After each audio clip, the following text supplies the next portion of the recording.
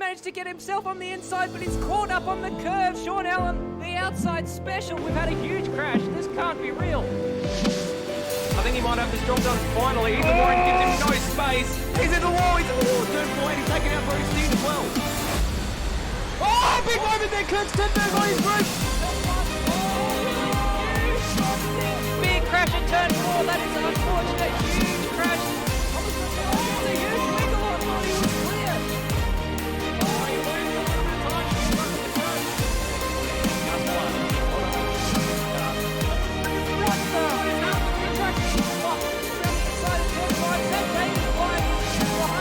The late move, final corner. That's the death.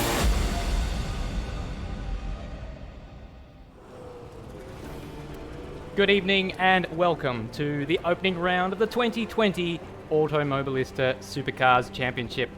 It's been 91 days since we capped off the 2019 season in Newcastle last year, and it is good to be back. Bringing you all the action tonight, my name's Stairs, and it's my pleasure to welcome back Madbird to the commentary box. Absolutely, Stairs. Thank you very much for having me back. Thank you very much to all of our viewers already hopping into the chat. I am very excited. ASC 2019 was fantastic. I cannot wait to see the second iteration here in 2020 and starting off here at our home city, Stairs. Yes, love it. The Adelaide Street Circuit. Actually drove the portion of the track that you're looking at right now on my way home from work today, so there you go. How was the traffic? Street's already open. They Beautiful. do a fantastic job. A bit to get through tonight before we jump into qualifying, so let's jump right into how the points at the end of last year finished up, with Kurt Stenberg winning the championship.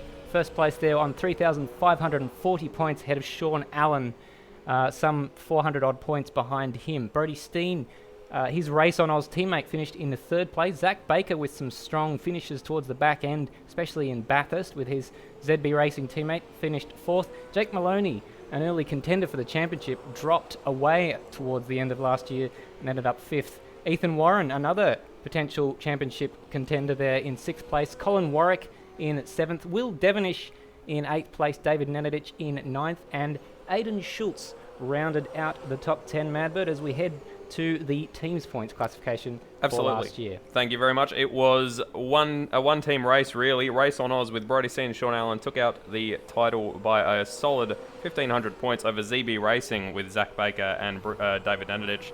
Astro Gaming Altus Esports were a distant third, followed by War Race Engineering. Trans-Tasman Racing, that would have been Kurt Stenberg's Trans-Tasman Racing, in fifth place. Stealth Penrite Racing, followed by Trans-Tasman Racing 2, which would have been the Jake Maloney entry of Trans-Tasman Racing. Of course, he switched halfway through the season. RSM Racing down in 8th. Team 11 in 9th, somewhat annoyingly. And Monster Energy in 10th, rounding out the top 10 of the teams.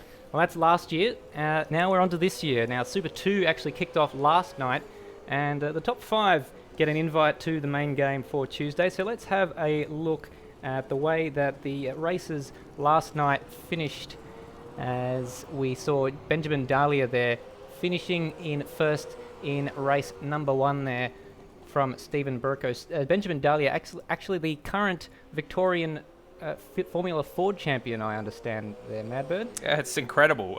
It's good to see that there seems to be that crossover between real life racing and pretend racing, if you want to call it that. But I think there's a lot of skill crossover. Steve Burko came home in second, followed by Tony rounding out the podium spots. That's right. Race 2, similar podium. Wayne Carr making a few spots up on where he finished in race number 1. But Stephen Burko and Dahlia, they actually had a incredible battle throughout the course of last night's race 2. The 6 seconds actually was a spin on the last lap, so it doesn't really show just how close that race was. So well done to those two for putting on a show. Tony in 4th, Steve Warwick, father of Colin, in 5th place, RSM Latino in 6th, Barap in 7th, acclaimed by John McDonald, and that graphic's now eluded us. So that's pretty much how they finished up last night. Let's have a quick look at the entry list for today's race, and not everyone here tonight, and still a few liveries to come, but here's how they line up, at least before yesterday when this graphic was made. Sean Allen and Brody Steen lining up for Race on Oz. Brody Steen in the Mustang car this time. David Nenadich and Zach Baker in ZB Racing, both in Ford Mustangs. quite bland liveries, it must be said. I don't think their liveries have come in yet. They're Oh, Kurt goodness. Stenberg and Jake Maloney again lining up there. We understand Jake Maloney will be running the number 35, but the car still has 29 on it for the time being. And of course, Kurt Stenberg running the number 1. Got Dane Warren and Ethan Warren, brothers, in a Holden and a Ford respectively. Lots and lots of pace from those two, as evidenced last season. Yeah, look at those stats. Terrifying combo. Hayden Warrington and Thomas Paul will line up for MP Sim Sports. Again, another ZB and Mustang combination. It's interesting to see how these liveries line up on different cars. Absolutely, and we've got Stephen Birchall and Curtis Egermans, also known as Termo, for Kelly Racing, both in Ford Mustang GTs. Yeah, and Curtis won the Super 2 Championship last year, got the call up. Colin Warwick and Jaden Borg. Now, there's actually 2 different teams there in Penrite Racing and Stealth Simforce, so try and differentiate those 2. Absolutely. Aidan Schultz and Jinx in Holden Commodores ZBs, both of them Team 11 and JP Sim Shed. Jinx Shifters also a sponsor this season. Certainly is. Job Stewart in the number 30. I love that livery there of the beautiful. Pursuit Sim Racing. Not so much Griffin Gardner's livery there, which seems to be paint sponsorship. Jack Handel in that stunning DuPont racing car, Racing Autos team car. And speaking of, Thomas McMillan in the Pleb Sim Sports VB branded car. Dominic Ferraris in the Prologue React Esports car, and Lewis Wedding, a driver we're familiar with from AMS Oz days. Not here tonight, but will be racing in the future. Joshua Morris and Blake Tilbrook, 2 more black cars, 1 a Holden and 1 a Mustang, Moz Motorsport and Exion Racing. Yeah, a lot of rookies here. Brendan Ross, he's an old AMS Oz recruit, but his rookie season in ASC, and so too Jeremy Frid racing under the moniker of Kelvinator tonight. Alex Cattle for Race on Oz in his rookie season, and David Thornton in the Ford Mustang GT. Team to be decided, so he's obviously paid for this Mustang himself. Good on him.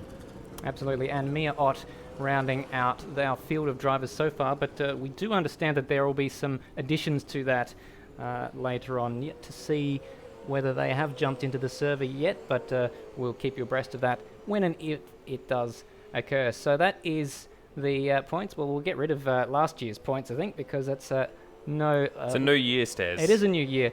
It is 2020, and I've got 2020 vision that this is going to be a fantastic season.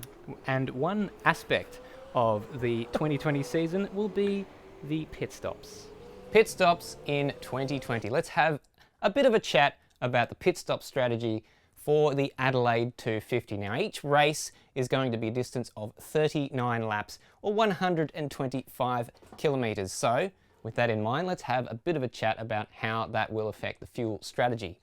Now, the fuel usage is set to ×2, which means that we'll be using about 4.7 litres per lap for a range of 24 laps maximum, we think. That's based on last year's numbers. So with that in mind, if we fill our tank to 100% at the beginning of the race, the furthest we can get is to about here, lap 23, keeping in mind there is a warm-up lap.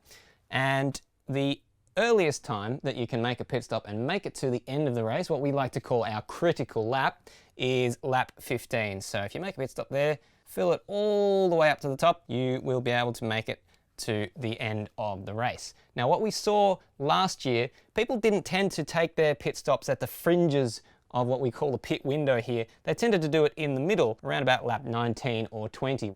As far as filling a tank from 0 to 100% in 2019, that would take you 11 seconds. This year, that's changed to 30 seconds. So the time that you spend stationary in the pits for a full tank is a full 19 seconds longer in 2020 as opposed to 2019. So what does that mean for strategy? Well, there's an incentive now to stay out longer on your first stint before you make your pit stop. The incentive is 1.25 seconds per lap of time that you are not spent stationary in the pits. If you equate that to the extra 8 laps from lap 15, which is, again, the earliest point you can make a pit stop, to the latest, which is around about lap 23, 24, that's a saving of 10 seconds if your tyres are still good enough to handle that. So it'll be interesting to see who opts for that later pit stop strategy and who doesn't. Thank you very much, Stairs. Very informative, and I love your shed. Yes, it's a good shed, that. I think we'll do a few more of those if people liked it. So always good to explain a few things that are different from one year to the next, and pit stops certainly on the back of that going to be a feature. Absolutely, especially in these sort of enduro rounds, not quite enduro rounds. Speaking of teams though, never mind. I was just going to say we've got both the Brace on Oz guys tussling a little bit on the practice lap. It's interesting seeing those two cars, same livery, but on two different makes of vehicle. The interesting thing about those Race on Oz guys is they've raced every car available to them. When the Bathurst 1000 took place last year, they raced in a Nissan Altima, and the Brodie Steen car was an FGX Falcon last year, so I guess the only one missing is the VF Commodore, which they didn't have the opportunity to run, but it's good to see that livery running on a number of different cars. It is. You get a sort of different perspective on the livery with each different car that comes through. Speaking of coming through, we've got a bunch of messages coming through. A couple of people calling you Budget Larko, and someone saying that you make Larko look budget, which is fantastic. I don't have access to the touchscreen with the sumo wrestlers, unfortunately. That'd be fantastic. I wonder how much one of those costs. We've got a mate of ours, Sam Smith, saying superb. Another mate of ours, Birdo, saying totes amazeballs. And thanks, guys. Brady Myers. And We've got some famous names here from esport fame, and of course Scops and all that sort of stuff. So good to see lots of people watching along. We can't see the numbers right in front of us right now, but it's based on the evidence of the live chat. It's pretty popular right now, so we hope that you enjoy the racing as much as we enjoy bringing it to you. Now, you're going to have to bear with us a little bit tonight with some of these liveries. So some of the guys who we're used to seeing, for instance, David Nenadic on your screen there right now, last year had the blue and white ZB livery with his teammate Zach Baker. They haven't got their livery just done yet, so I urge you on the Facebook group to, just give them a push. Come on, get your liveries in. Gentle reminder.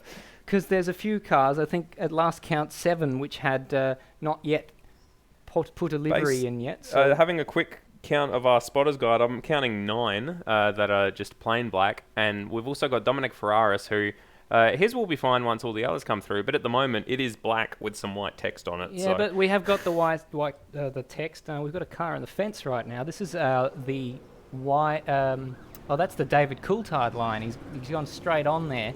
Stephen Burko, he's the man who finished second in the Super 2 races last year, but sporting the ARW logo there on the front, which is good. That's the wildcard car, and I think we're hoping in future rounds we'll have a few different colours of that for our wildcard drivers who aren't able to take their liveries with them from Super 2 when they get the call up, because they are driving different cars in that series. Yeah, make it like a wild card in Uno. Have it be all rainbow, different colours. Well, like that. And then make your friend draw 8 and ruin your friendship forever. And many a friendship, I'm sure. Jack Handel there. That's the car that I think we first noticed that at the Bathurst 1000 last year. The DuPont car, one of our favourites. Absolutely, it's stunning.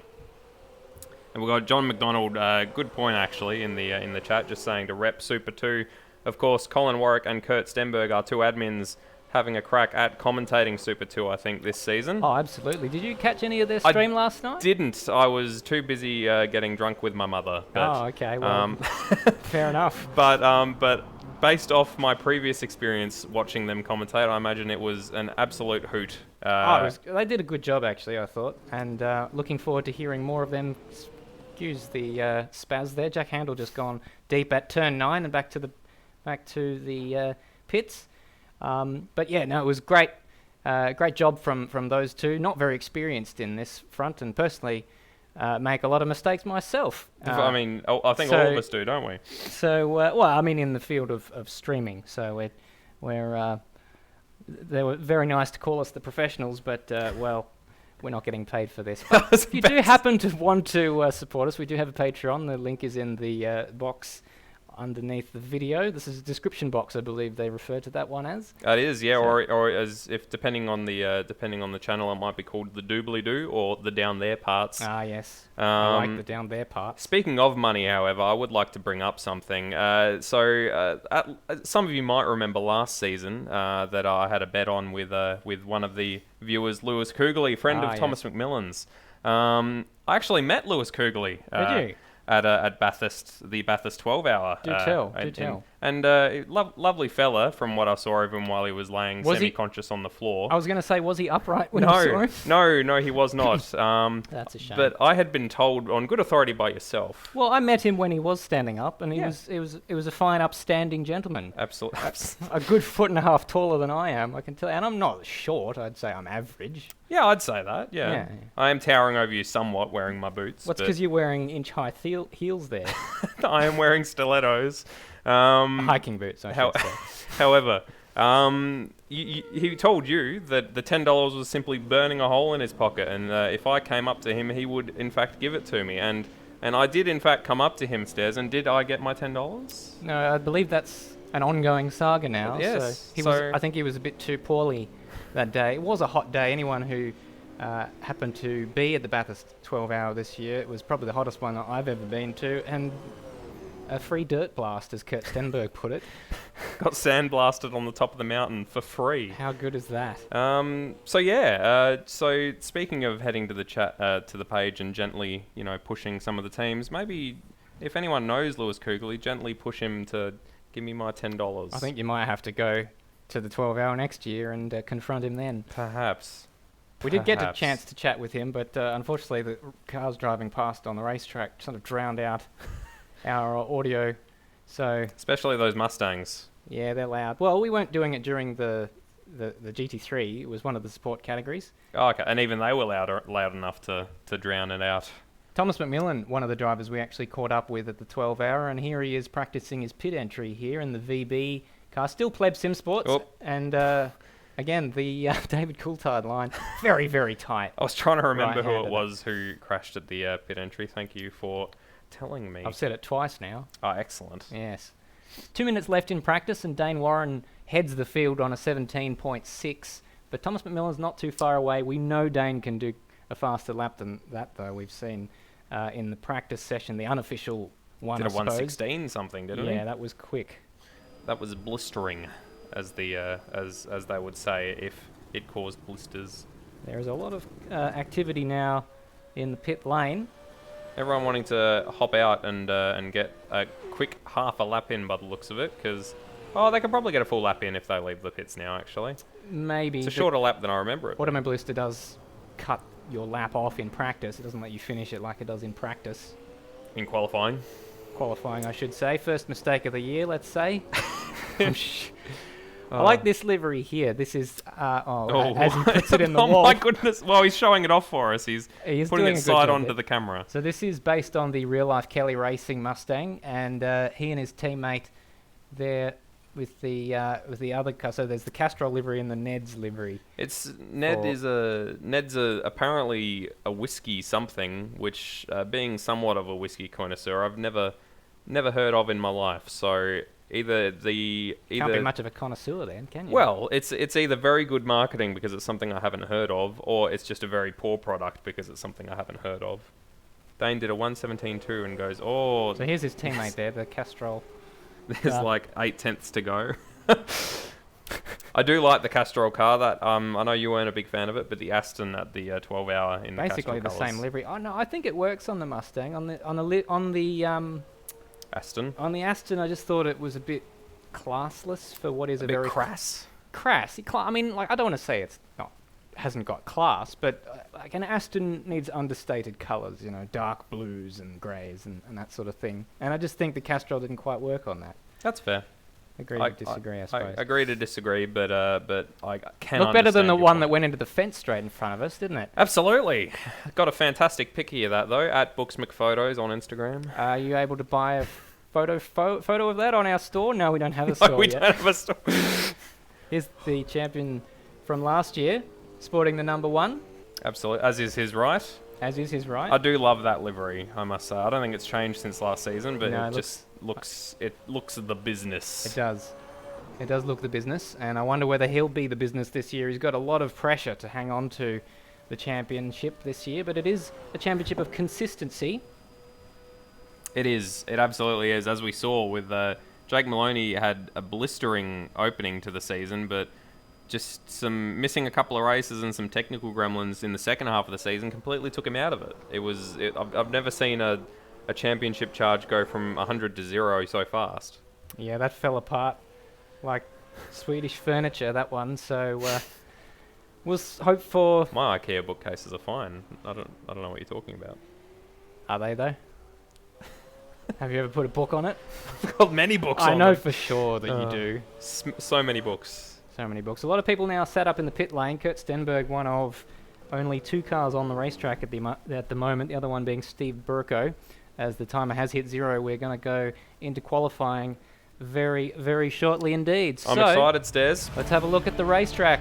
That's the world, that's our country, that's our state, and that's our racetrack. Adelaide Street Circuit, 3.22 kilometres in length, and that's where it starts. That's the purpose-built portion of the racetrack, and turns 1, 2 and 3, also known as the centre chicane, leading into a great overtaking opportunity at turn 4, the part they call the staircase, with plenty of right angle corners. There is turn 8, the infamous one. I probably should have given a bit more time to talk about that, because we're straight into turns 9, 10 and 11 and back onto the purpose-built portion of the racetrack. That is the Adelaide Street Circuit. Madbird. Absolute classic. I prefer the F1 layout personally, but I'm not a huge V8s fan, so I can understand that turn 8 in particular is profound. Yeah, profound's a good word. It's not a corner that probably would be too difficult in a Formula 1 car, though, considering how much downforce they have. That's very true. Yeah, so it probably requires a format like the V8s to make it as dramatic as it is.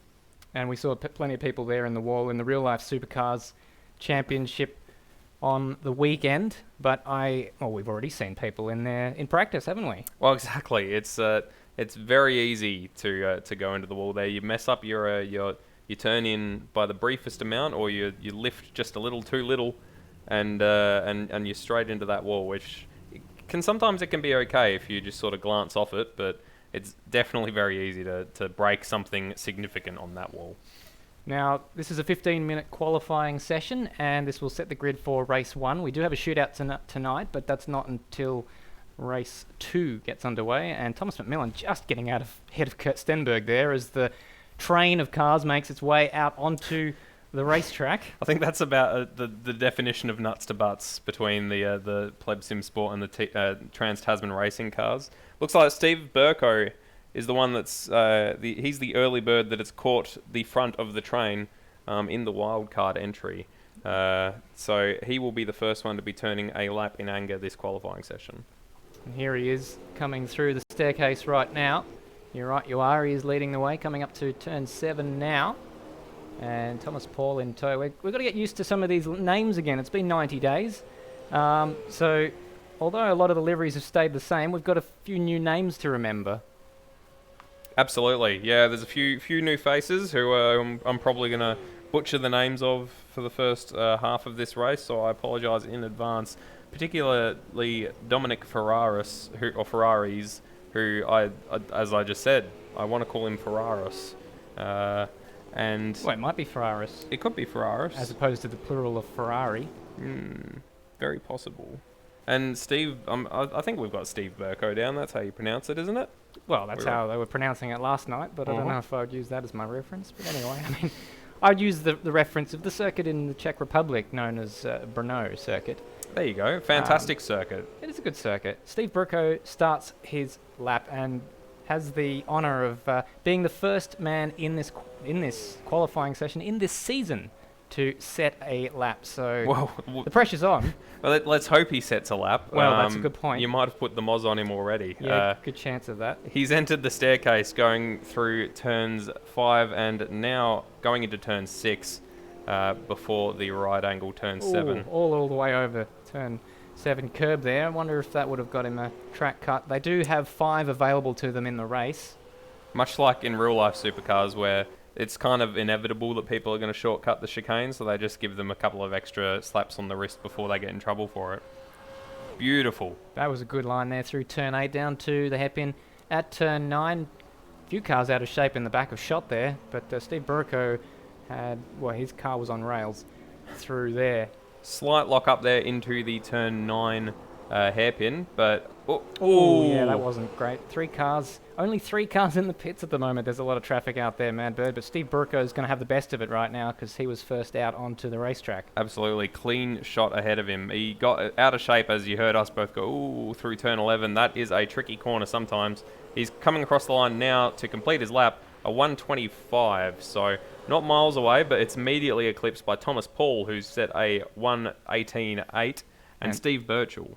Thomas McMillan goes to the top there on Kurt a 1:18.0. We've got a few laps coming through at the moment. I think Dane Warren was about to set a lap, but Kurt Stenberg has set a lap Kurt Stenberg has of 1:17.8. No lap from Dane Warren, so perhaps a corner cut from him on his lap. Maybe. Let's watch Ethan Warren, his brother. He's already lost a mirror there, presumably at... no, it wouldn't have been turn 8. It's the inside mirror through turn 8, so I'm not sure where that's happened. But he's up by 0.3 of a second. Could have been there, right, when it looked like he... if the mirror had been there, he would have ripped it off there on turn 6, but luckily it's already gone, and he's flashing the lights at the car ahead of him, trying to get him out of the way, and... it is a Trans-Tasman car missing a bonnet, so... Oh, that's no good. He does get out of the way for him. Dane Warren has just gone to the top. Oh! Ethan Warren lost it, sorry, to cut across you through turn 8. Got the back all out of shape. He might be able to hold it together. It didn't look like he lost too much time, but he certainly... That was not the line you want to be taking through turn 8. He's still up. He is up. That is incredible. He's up, and Dane Warren has gone through and set our first 1:16. Last year's fast lap, a 1:17 set by Jake Maloney, so we've already eclipsed the best lap from last year. Absolutely. Ethan Warren rounding the last corner. Didn't trouble the apex. No, very wide, and he's got 2 wheels off the track. Coming down to complete his lap. It's not going to breed his brother. Second, though, even with his dramas through turn 8. That's... what is... I want some of whatever's in this gene pool. All right, well, let's have a look at Dane, because he's up by 0.2 on what he's already done. Sean Allen goes to second place there, drops Ethan Warren down to third. That means Kurt Stenberg is fourth. Thomas McMillan, who was second a moment ago, is already down to fifth place. Thomas Paul's in sixth. There's a lot of midfield changing around going on. So fast, it's hard to keep up with. Sean Allen... No, I said that. Oh, Dane Warren coming across the line. He's about to further... the benchmark. No, he's not. He's lost time in that final sector. I've given him the mockers. Only just by 0.07 of a second. So right. You've given him very small mockers, but mockers nonetheless. Ethan Warren through turn 8. Much better this time around. Sorry, cut you to Kurt Stenberg. Beg your pardon. Absolutely fine. As it looks like he's catching up behind Thomas McMillan, who hopefully will not trouble his pace at all. You don't want to come up on a slow car if you're on an absolute hot one. Look at the dent on that side of the car. He's down by half a second there. Let's cut to someone who isn't a Warren brother. We've got Sean Allen now on another hot lap by the looks of it. Let's have a look at his times. Oh, no, 29. Beg your pardon. I've cut to someone who's he's clearly on a cool-down lap. Very far off the pace. Ethan Warren has aborted his lap. Kurt Stenberg, what's happened here? He's gone into the wall somewhere? Possibly. Replay coming up for you, going through the staircase up to turn 7, and looks like he's just decided to abort that lap. Or is that a bit of lag? Perhaps so. Nonetheless, that's the end of that one. So looks like he's actually dropped from the server because he's no longer on our timing screens. Oh, that's not good. So hopefully he can get back in. A lot of cars in the pits right now. Jack Handel's actually on a lap, hasn't set one yet, so he's languishing all the way down in 21st place at the moment, but looks like he's on a pretty decent lap at the minute, and we'll come across the line to finish that shortly indeed. So Ethan Warren is in the pits. Looks like he's getting some more fuel and some more mirrors. Big smoke screen there going into the last corner for Jack Handel. Just to make it a little bit easier for him, he jumps up to 9th place. Still 2 seconds off the pace. Good job. That would be shootout pace.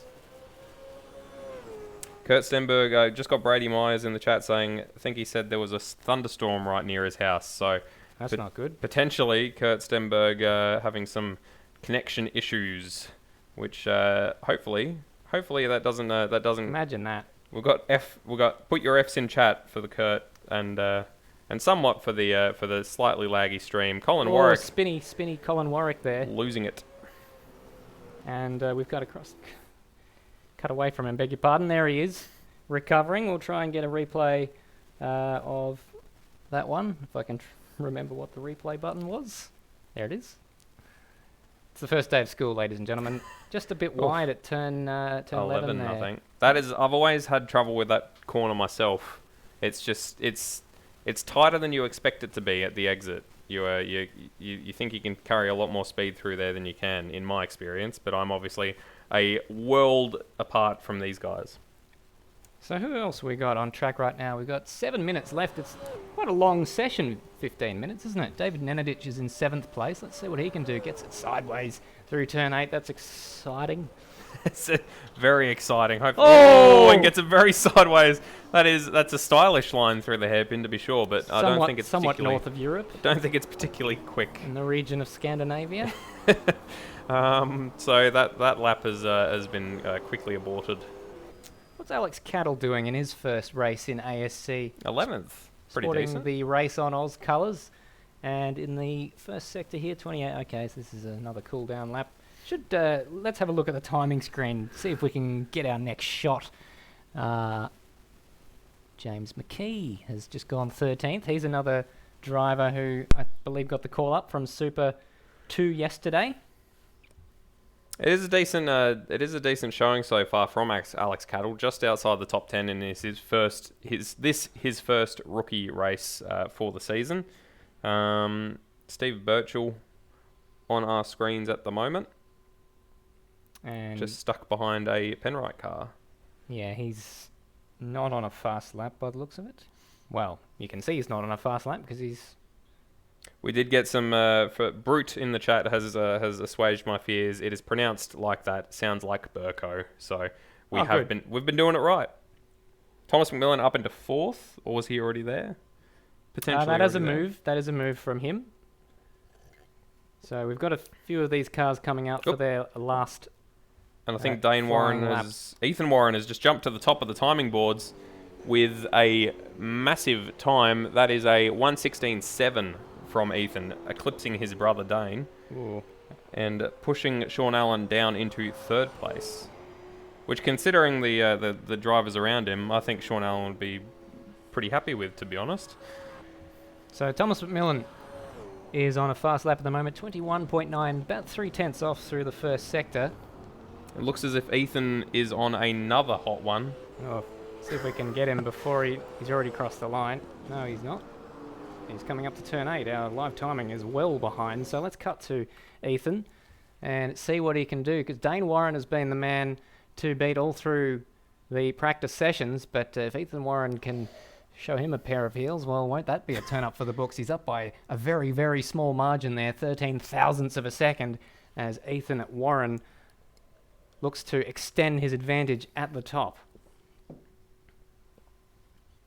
So we've got Wayne Carr in the chat just saying Stenny has had his power go out. The storm killed something. Hopefully Western Power don't take long to fix it. Amen to that. Ethan Warren fails. I feel like the storm won't be the only one killing something. That's incredibly bad luck, having a connection. And then, of course, we've got Kurt himself hopping in. I've lost my power completely due to a sudden thunderstorm, which is now cleared. Well, that's an inauspicious start to his championship defence. Dane Warren is warming up for his tilt at pole position. Sean Allen in 3rd place, Thomas McMillan in 4th, and Kurt Stenberg out of qualifying. You heard it here first, folks. Reduced to a spectator. And no Jake Maloney. None of our 2 championship contenders are in the server from the previous season, that is. I thought I saw him in the server before. Maybe I didn't. Dominic Ferraris has just jumped up into 4th place. Good grief, that is huge. Dane Warren starting a lap right now. What's Ethan Warren doing on his lap? Just coming into the turn 9 chicane. He's a fair way off through the first sector. Let's cut to Dane. Hairpin. It's almost the opposite of a chicane. Yeah, not quite. So this is Dane Warren on your screen right now. He's up, ladies and gentlemen, by 2/10 of a second. That is and immense. 2.5 on his PB there, so that is a strong showing for Dane Warren. Coming down to turn 8 now. So this will be probably the trickiest part of the lap from here on out. Gee, Sean Allen's on a good lap too. We're going to have to cut to him as he comes across the line because he's not too far away from the time set by Ethan Warren. Let's go to Sean Allen as he comes through the penultimate corner. It was nip and tuck between himself and Ethan Warren, but Dane Warren is still improving. Sean Allen comes across the final corner and to the line. What's it going to be for Sean Allen? It is... Oh, he's lost it all. He's lost it all in the last sector. So he had a bit of a Warren, wiggle on the exit of the last corner, which I think would have robbed him of it. Dane Warren, as you say, coming through that last corner. Bit of a distraction. Car on the inside on the apron. Just a little bit. To the line, Dane Warren. Is it pole position? It is pole position. He finds another half a tenth in the final sector, and It's Dane ridiculous. Warren heads to pole position. It is 2 minutes still to go in the session. Do you think that's game, set, and match for this qualifying session? I don't see anyone eclipsing that. That's faster than the time he set in practice, which we thought was blisteringly quick. The only one who I can imagine matching him is his brother, and I believe he is on a cool down lap. Sean Allen's gone purple in the first sector though, so this is worth watching. Dominic Ferrari's, who went up to 4th place, is in the pits at the moment. Thomas McMillan, what's he doing? Let's see if we can see. He's in the pits too. Sean Allen, 4.5 tenths up on his personal best, only half a tenth down on pole position. So if he has a clean end to this lap, he's only got 2 corners left to go. There goes one of them. Here comes the last one. If he gets this nice and tight through to the apex, smooth acceleration, that looked good. Out onto the start-finish straight and crossing the line. That looks good to me. Oh, he's first! He's gone to the top. Oh, my goodness. Thousandths of a second there. Sean Allen, we thought he was losing it all in the final sector, but he's replied. And what does Dane Warren have in response to that? That is tight, ladies and gentlemen. And Sean Allen, well, he was very, very strong in the preseason test. He won 4 out of the 6 races. He's Dane Warren just on a cool-down lap, I reckon. He will have one more lap to go as he crosses the start-finish line to begin that lap. Ethan Warren, I think, he is about to start his last lap as well. So we're gonna have a title fight for the pole position here. Sean Allen is also on another hot lap. I'm not sure if he's lifting off or if he's actually trying to go for another one. Can't see a sector time yet. He's going through turn 8. The sector times are a little bit slow on our live timing. If you want to follow on, rsmclanau.liveraces.com, but it's very close with Dane Warren. It's 17 thousandths of a second. He's got a bit of traffic, one of the wildcard entries ahead of him.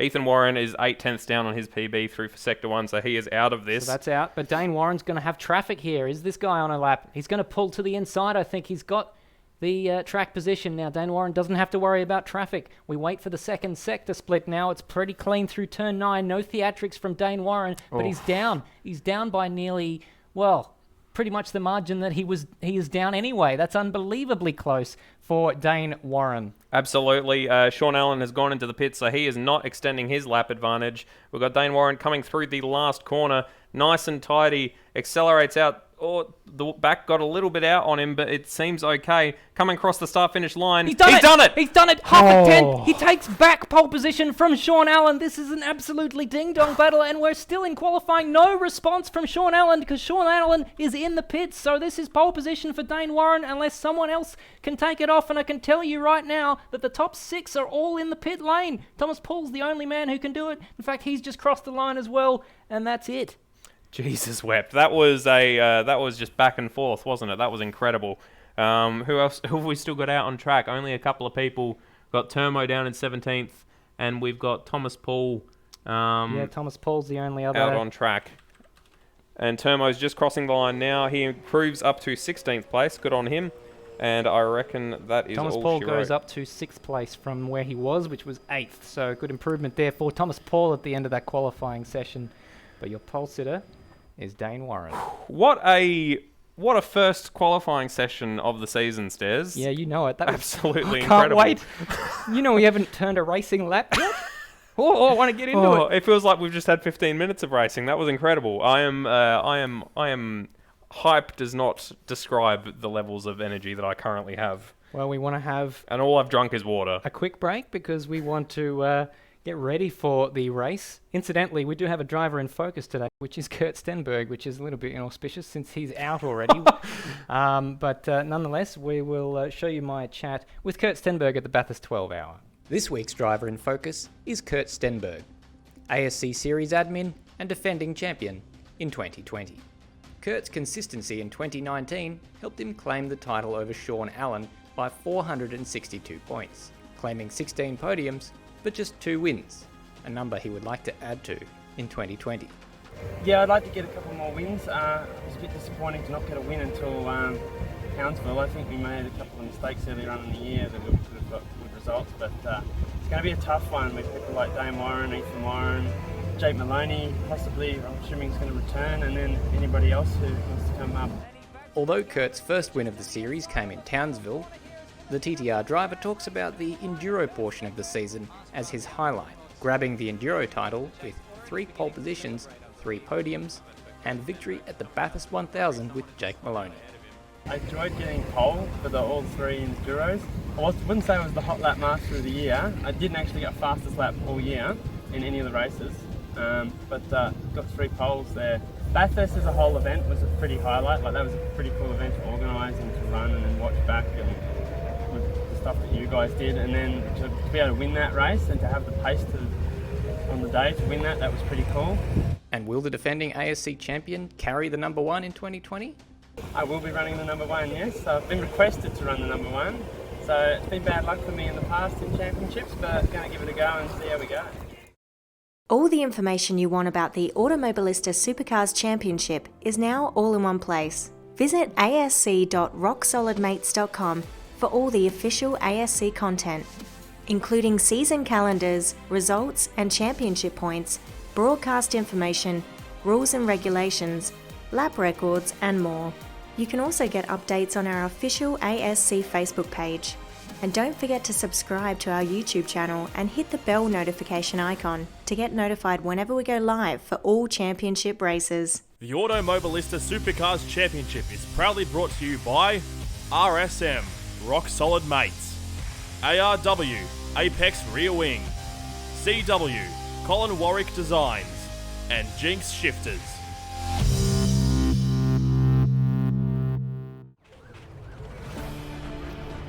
Here we are, ready for race 1 around the Adelaide Street Circuit. 39 laps, 125 kilometres for the first of 2 races in the Adelaide 250. Just recapping, we've just seen Sean Allen set an almighty track record there, 1:16.3 I believe it was, defeating Dane Warren, I should say, beating the lap record by about 6 or 7 tenths of a second. There's your pit strategy there, pit window between, we reckon, around lap 15 to 23, and that will be quite a wide pit window. And as we said earlier in the broadcast, we're expecting maybe some late pit stops in this race.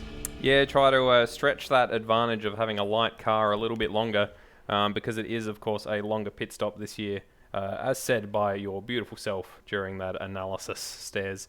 So we've got some news. Jake Maloney has managed to get in. He will be starting from the back, although, as we know from last season, that is no issue for Jake Maloney.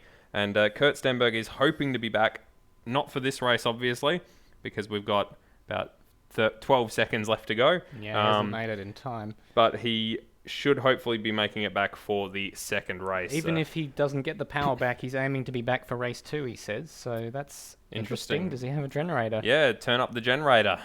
There we go. And get it cranking. You're always in luck when Jenny's your squeeze.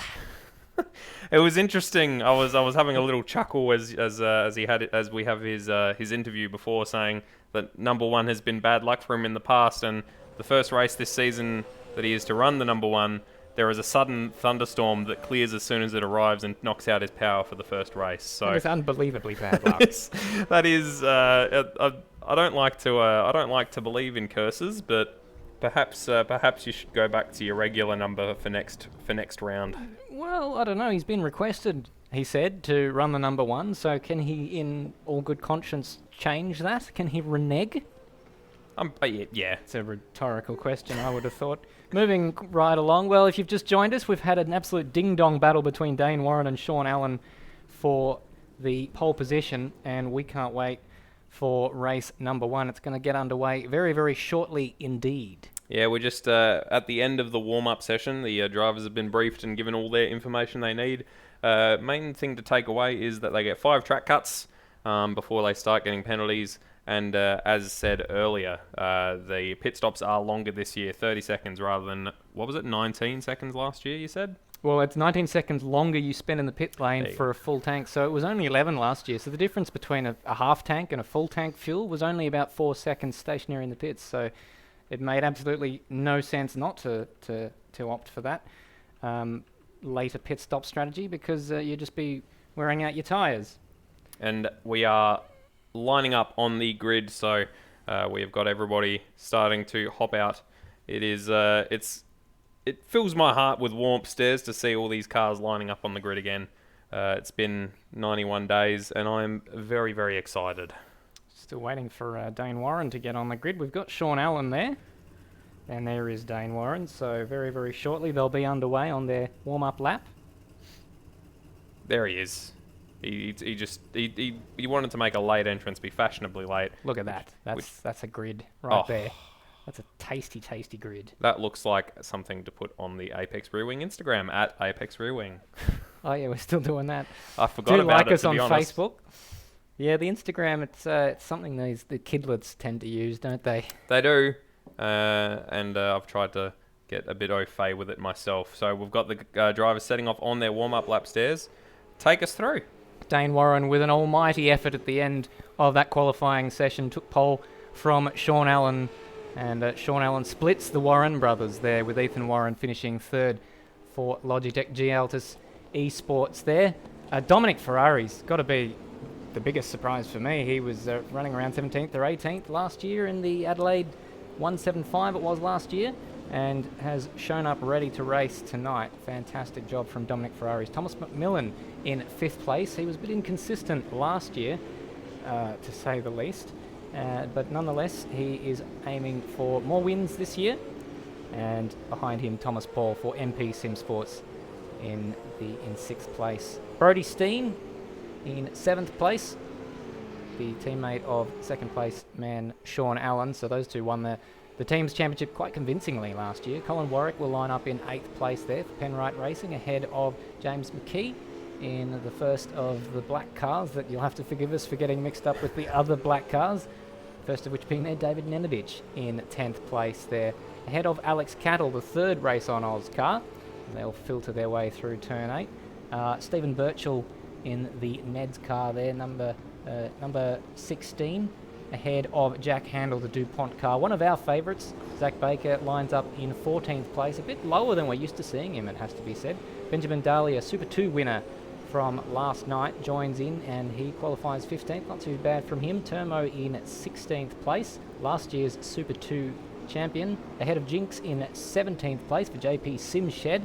Kelvinator in 18th place, ahead of Stephen Burko, last night's 2nd place finisher in both races. RSM Latino in 20th, ahead of Jay Borg. Griffin Gardner will line up in 22nd, and Jake Maloney missed the start of the warm-up lap, and so he'll be starting from the pit lane, Manbird.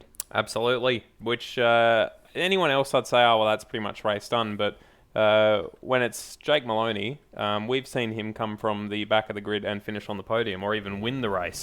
Dane Warren's very far forward. He's actually in front of his grid box there. Yeah, not sure if you're going to have to, you might have to reverse a little bit. Not ideal. No.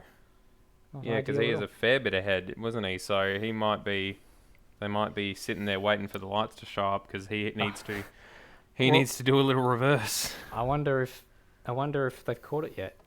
Maybe. I think he's still too far forward, because Yeah, he hasn't we're still moved. waiting for the lights. It can sometimes be difficult to tell if you are the one that is causing the issue. It does come up though on your screen, says you're not lined You're up not properly. lined up properly. But we know, like, people like Brenton Hobson, for example, the guys that like full immersion turn all that stuff off, so they're blissfully unaware. I can imagine Dane Warren being one of those guys, which at the moment, as we're sitting here, staring at a full grid of cars, not going anywhere and not making much noise, let's hope someone gives him the nudge and says, you might want to reverse a tiny bit. On your screen, we've got Stephen Birchall's way off as well. Yep. We've got engine revving. Revs are rising. We're about to get racing in 2020, and away they go. It's a very, very good start there for Dane Warren. He's away very, very cleanly. The first three as they started, and do they get through the first corner cleanly? I've seen them all file through single file. Very, very well behaved there. Thomas McMillan is up one spot there. He goes up to 4th place from where he started in 5th, so great job from him. Absolutely. And look at that, Jake Maloney is still in the pit lane, so he hasn't cleared the pit lane yet. He'll get the I think it's the first sector. Green flag to go when they go through the first sector. So as it is, Dane Warren leads from Sean Allen, Ethan Warren in 3rd place. Zach Baker, of the starters, I noticed he had an incredible start. He jumped the cars ahead of him. He's 3 up from where he started, went right around the outside. So look at him to move up the field. Just look at that field throughout this race. Yeah, this huge. I don't think we've had this many cars for quite a few races. We've lost a mirror already. Someone's bits and pieces gone flying. That's an interesting point, actually. This year, the ZB now has removable mirrors. Not that you would remove them on purpose, of course, but in the Mustang did that last year, and not the Commodore. What are you seeing? Was Colin Warwick and Brody Steen having a tangle through turn 11. Colin Warwick trying to go down the inside, which I mean, it's his right to do so, but he did hit Brody Steen and knock him directly into the wall. And we've got someone around. A spinner. We do have a spinner going around there. Who is that? That was one of the black cars, so it's kind of hard to tell. I reckon it was... no idea. Sorry, we've got a very slow starting David Nedidich, actually. I think it might be him. He's down 13 places. Yeah, definitely David Nedidich. So unfortunate for him. He was running quite well up in the top 10.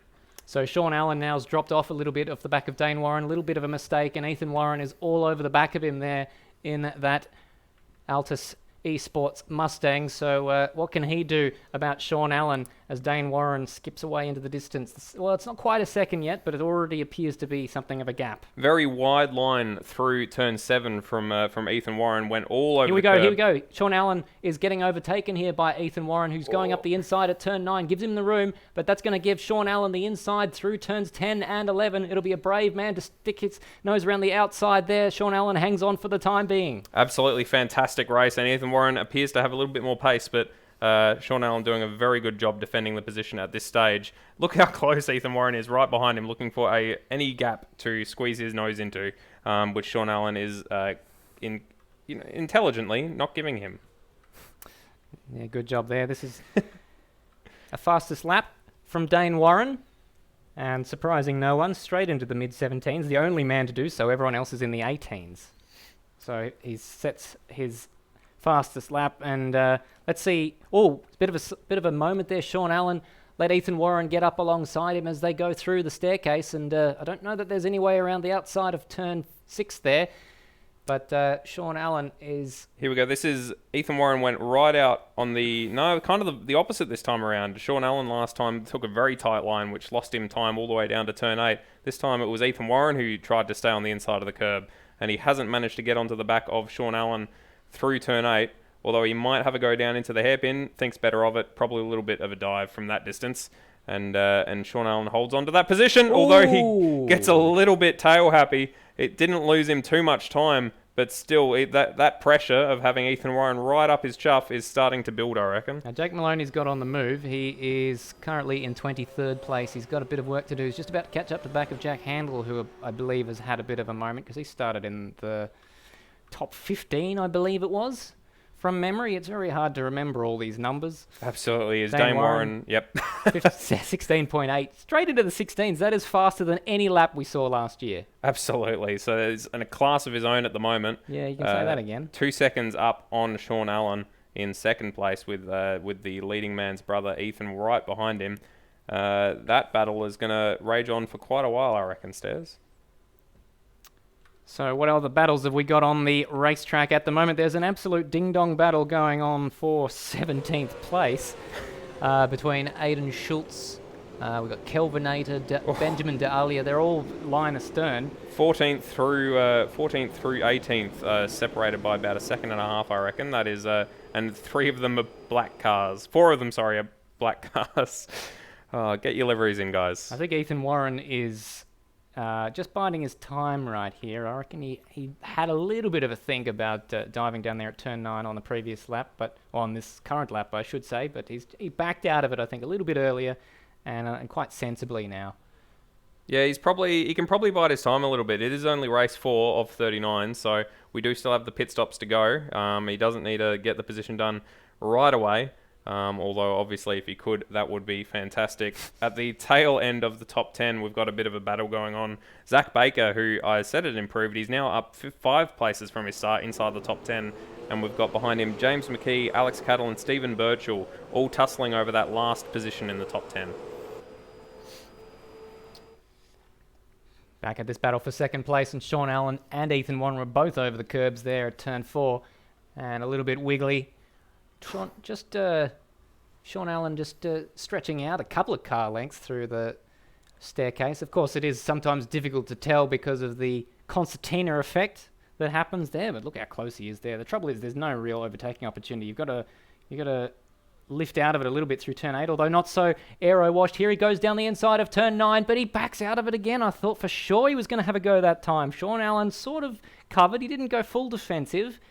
But this is an interesting little tussle between these two. It is very good racecraft from the both of them. No barging or banging doors. So it's just very good defensive driving from Sean Allen and smart attacking from Ethan Warren. Another battle on track. We've got Stephen Birchall trying to relinquish Jamie McKee of his top 10 position right now, and behind Stephen Birchall is Alex Cattle in the third Race on Oz car. So this is a good start for Race on Oz. Where's Brody Steen at the moment? I haven't... he's in 8th place. 8th place, yeah. Spinning. What happened there? Looked away from the screen, didn't I? So James McKee and Alex Cattle have had a coming together at the last corner. James McKee moving very slowly. I'm not sure if he's damaged or if he's just waiting for an opportunity to turn around. Looks like it's the latter. So that was a... Yeah, not sure whose fault that was, if anyone's. Stephen Birchall's. Into the back there. So like he wasn't expecting McKee to be quite so slow into that final corner there. A bit of a strange one there. That is a shame though, because that was shaping up to be a good little battle there over those last positions. Alex Cattle now down to 14th, and unfortunately the man who got hit. James we got McKee, a safety car. Down to 20th. Yeah, flashing yellows. We've got a safety car. When was the last time we had a safety car, Stairs? Probably Bathurst, I would say. Yeah, and that was because of a kangaroo on the track. No, I mean. Oh yes, of course. I don't really buy into this sort of. Oh, there was oil on my windscreen. Yeah, it was a decided that it would be a safety car. I see. Yes, competition caution as they call it in Stadium Super Trucks or NASCAR or what have you. So. Field will be neutralised. Sean Allen will have a bit of a reprieve for a couple of laps from having Ethan Warren right up his guts. We get to see Dane Warren for the first time in about 10 minutes. Well, we'll say we've got our good friend Lewis Wedding in the chat just saying something to take note of, that with track cuts at this track, particularly in the first chicane, are much more lenient in race sessions than they are during practice and qualifying. So it's no surprise that the times are fast. That is interesting, actually, because... it would mean that they're able to shortcut the chicane a lot more than they were in qualifying, and the qualifying times were fast, let alone the race times that we're getting now. So that makes a lot of sense. Thank you for your insight. Keep talking. And we've got a couple more people in the chat asking what happened to Termo. Not sure. Sorry. He is currently down in, what position is he in? Oh my goodness. My fingers are all over the place. He's in 24th at the moment, but he has just gone into the pits. We've got Griffin Gardner as DNF'd by the looks of it. Jake Maloney has also gone through the pits, come out in 22nd. So potentially a few people trying to do an interesting strategy call, try to get some fuel into the tank now so it's a shorter stop later on in the race. And everyone just stacking up now behind the safety car. So looks as if we've got plenty of people have caught up to it. We've got first through to about 16th have caught up to the safety car train and are stacking up behind it. Sean Allen looking hungrily at the back of that Falcon, the Holden Commodore of Dane Warren. And but I don't think there's too much risk of him losing that position. Safety car lights are out. It is going to come in this lap. Oh, that hasn't given me much time to rectify a little technical issue. But never mind. I'll let you. No, disregard. That. It is going around for another lap. The lights are just either very faint or invisible. Incidentally, that safety car does look quite nice with the ASC 2020 livery that it's sporting. So just to take you through what's happened so far in this race, we've got Dane Warren, who qualified in first, still in first. was untouchable during the early stages. We're only on lap 8. Feels like a lot longer than that. Sean Allen has fended off brother of Dane, Ethan, for the entire length of the race. He's been under pressure pretty much since day one, and he's still in that second position, so good work for him. Thomas McMillan jumped Dominic Ferraris on the start to take 4th position. Dominic, of course, in 5th. Thomas Paul in his starting position of 6th, which I'd probably be pretty happy with, considering some of the movement going on around him. Colin Warwick up 1 position, now in 7th. Brodie Steen lost a position to Colin Warwick, so he is now in 8th place. Zach Baker with an incredible first few laps of the race, up 5 positions, 3 of which were on the start, in 9th place at the moment. Steve Birchall in 10th, although I suspect that there might be a penalty forthcoming for him because of a contact between himself and Jake McKee at the last corner.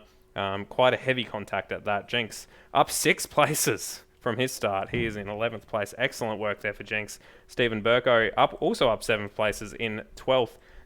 Benjamin D'Alia, who won the Super 2 race last night, Super 2 races, last night, in 13th place. Kelvin Ater in 14th place, 4 positions up from his start. David Nedich, after a spin at the last corner, down 5 positions in 15th. Aidan Schultz up 8 places in 16th. Very well done for him. RSM Latino in 17th. Jack Handel in 18th. Down 5 positions. Alex Cattle down 8 positions as well after that contact at the last corner. Jay Borg in 20th. James McKee in 21st. 12 positions down, as said, after that crash at the last corner. Jake Maloney's only made up the 1 spot since his pit lane start, but he is now going to be right on the back of the pack at the restart. Termo down 7 positions in 23rd.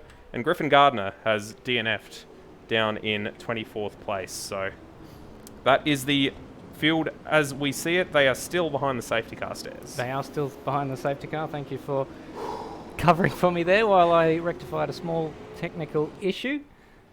So that's 3 laps behind the safety car, but we're still a long way before the pit lane.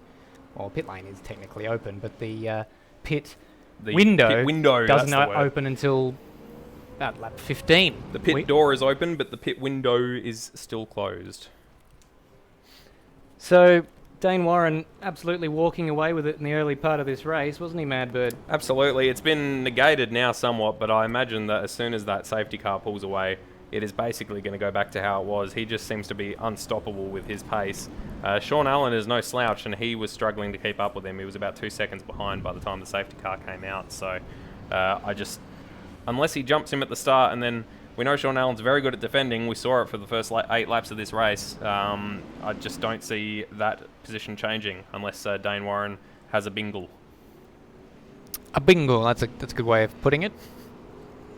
It's I think it's one of yours I've nicked at some stage. I'm not 100% that's quite all right.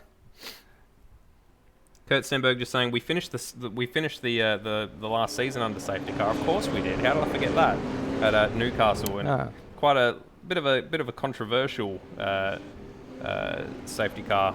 I don't think yourself and I were particularly happy about it. Inauspicious has to be inauspicious said. end. No, I think we were probably a little bit robbed. If, in all honesty, that time round. Michael Zalavari, our friend and co-commentator, saying, don't stress too much, Stairs. First day of school and all. Absolutely. You guys should see the amount of dancing around and monkey hands that Stairs is having to do to manage these 1, 2, 3, 4, 5, 6, 7 screens. 8 screens, including the stream that we've got on in the background, and 4 computers, including a laptop. Too many screens is never enough. You should see his little skinny form bouncing around, handling all the issues. But we can relax now because the safety car's in. Sean Allen right up the back of Dane Warren. And look at him go. Dane Warren has already bolted for it.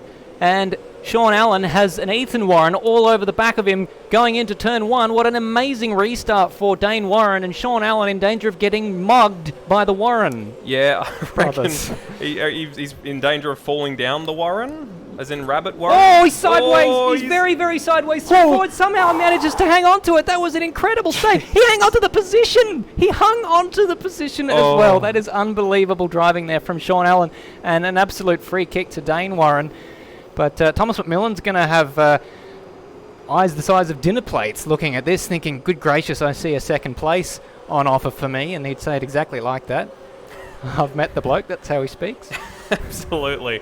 But yeah, I reckon Sean Allen was too close behind Dane Warren at the restart, so he had to back off, and probably as he backed off, the green flag dropped, and he was caught completely unawares. Dane Warren with an absolute, as you said, free kick. He is bounding away, almost a second already. Sean Allen immediately back on the defensive again.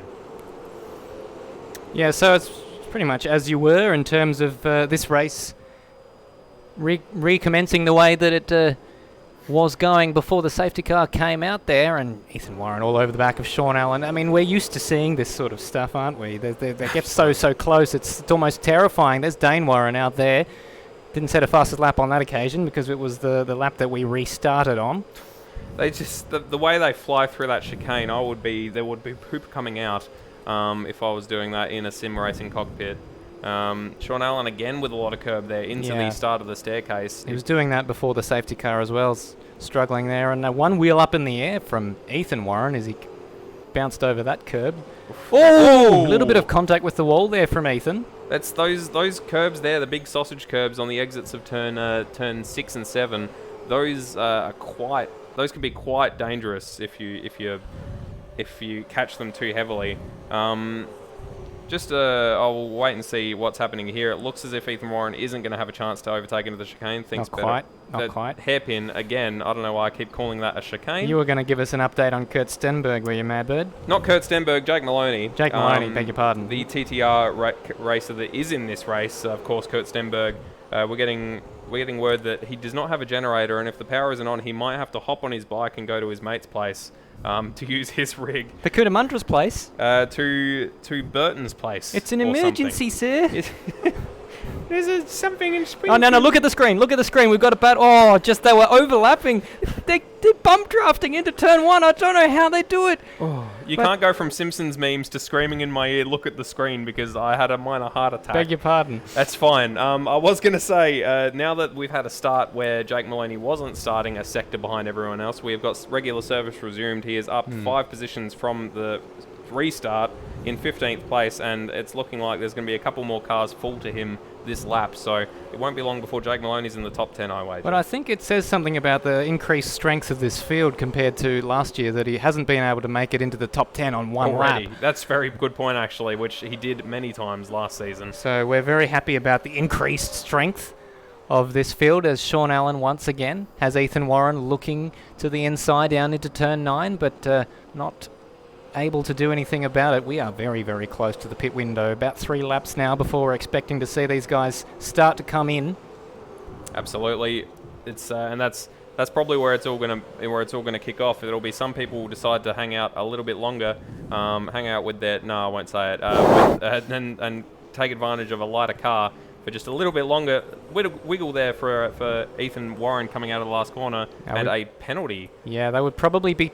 I was going to say track cuts, but maybe it's for exceeding the pit lane speed limit, because I saw a few cars coming through the pit lane now. We've got Sean Allen on the defensive once again. Ethan Warren trying to go around the outside at turn 4, but Sean Allen, we saw this last year, is very, very strong under brakes and an incredibly good defensive driver. He is. You can't get past him. Oh, Ethan Warren sneaking his nose up. That was a bit tricky, and it hasn't paid off for him at all. That was Damon Hill, Michael Schumacher, 1994-esque. Got the nose chopped off just a little bit. Very lucky not to get pit manoeuvred, Sean Allen there.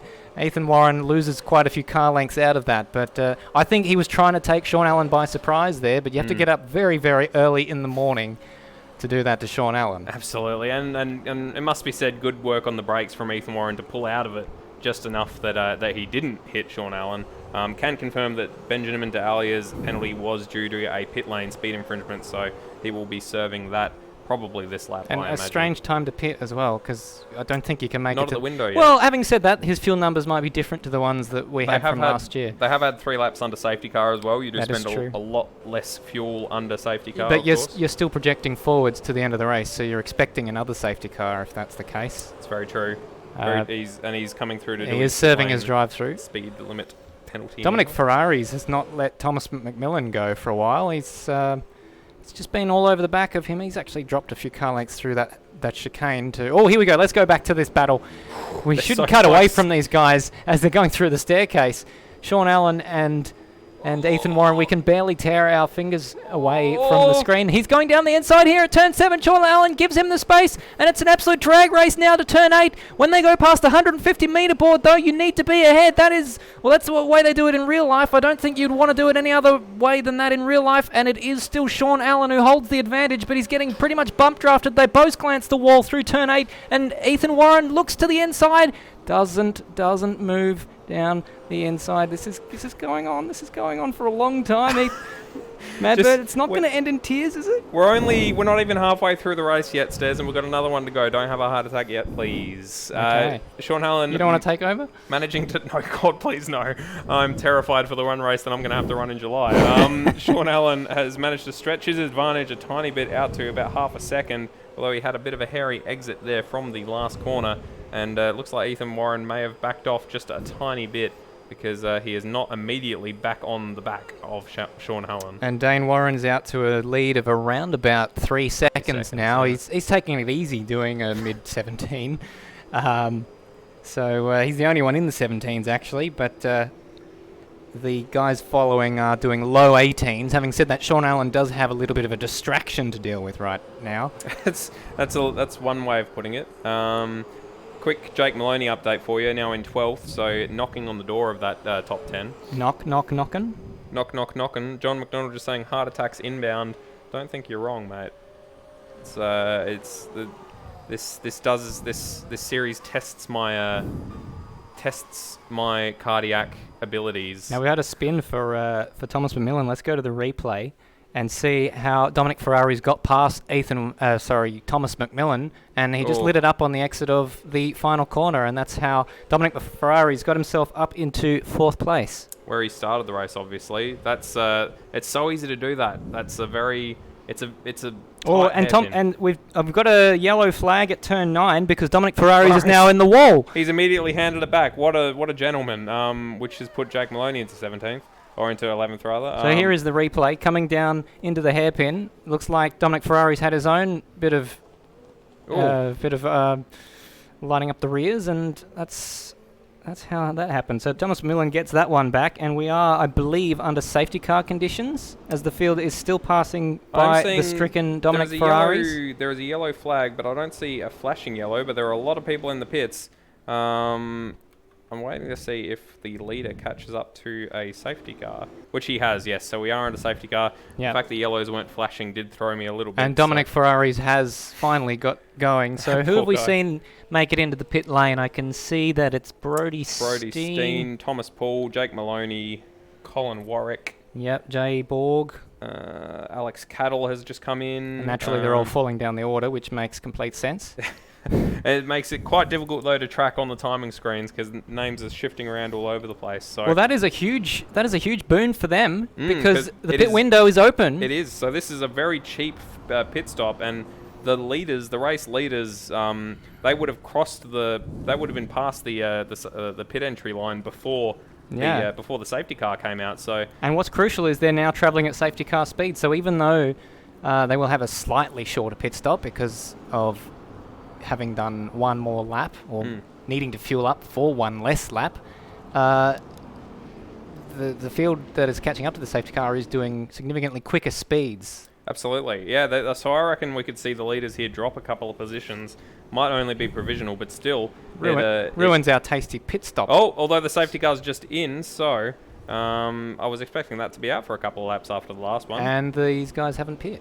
Absolutely not. So this could be interesting running down towards the end. Sean Allen again has just been jumped in the restart. Dane Warren streaking away almost a second already, and Ethan Warren all over the back of him. Yeah, so Dane Warren with another comfortable, sublime restart. Thomas McMillan in 4th place, but that doesn't really tell the story of his last couple of laps. No. Spinning and then having the position gifted back to him by someone spinning. So I wonder if he'll be able to keep the pressure on Ethan Warren without Dominic Ferraris right behind him. It doesn't look like it at the moment. He's already dropped off a little bit, and he seems to be soaring away at that wheel a little bit. I think Jake Maloney is in a good position, having made his pit stop. He's one of the guys who is really out of position where he is, but the pit stop strategy may work in his favour now that he's stopped. He'll have to make his tyres last a long way as Ethan Warren goes down the inside at turn 9, and this time looks like he might have the job done.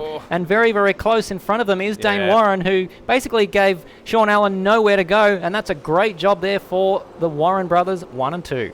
Absolutely. So it took 17 laps, but eventually Sean Allen just could not hold on to that position any further. He's done a fantastic job. And don't call it done yet. He's right on the back of Ethan Warren going into the last corner, and he is running after that second position. But Ethan Warren already stretching a bit of an advantage, about half a second now.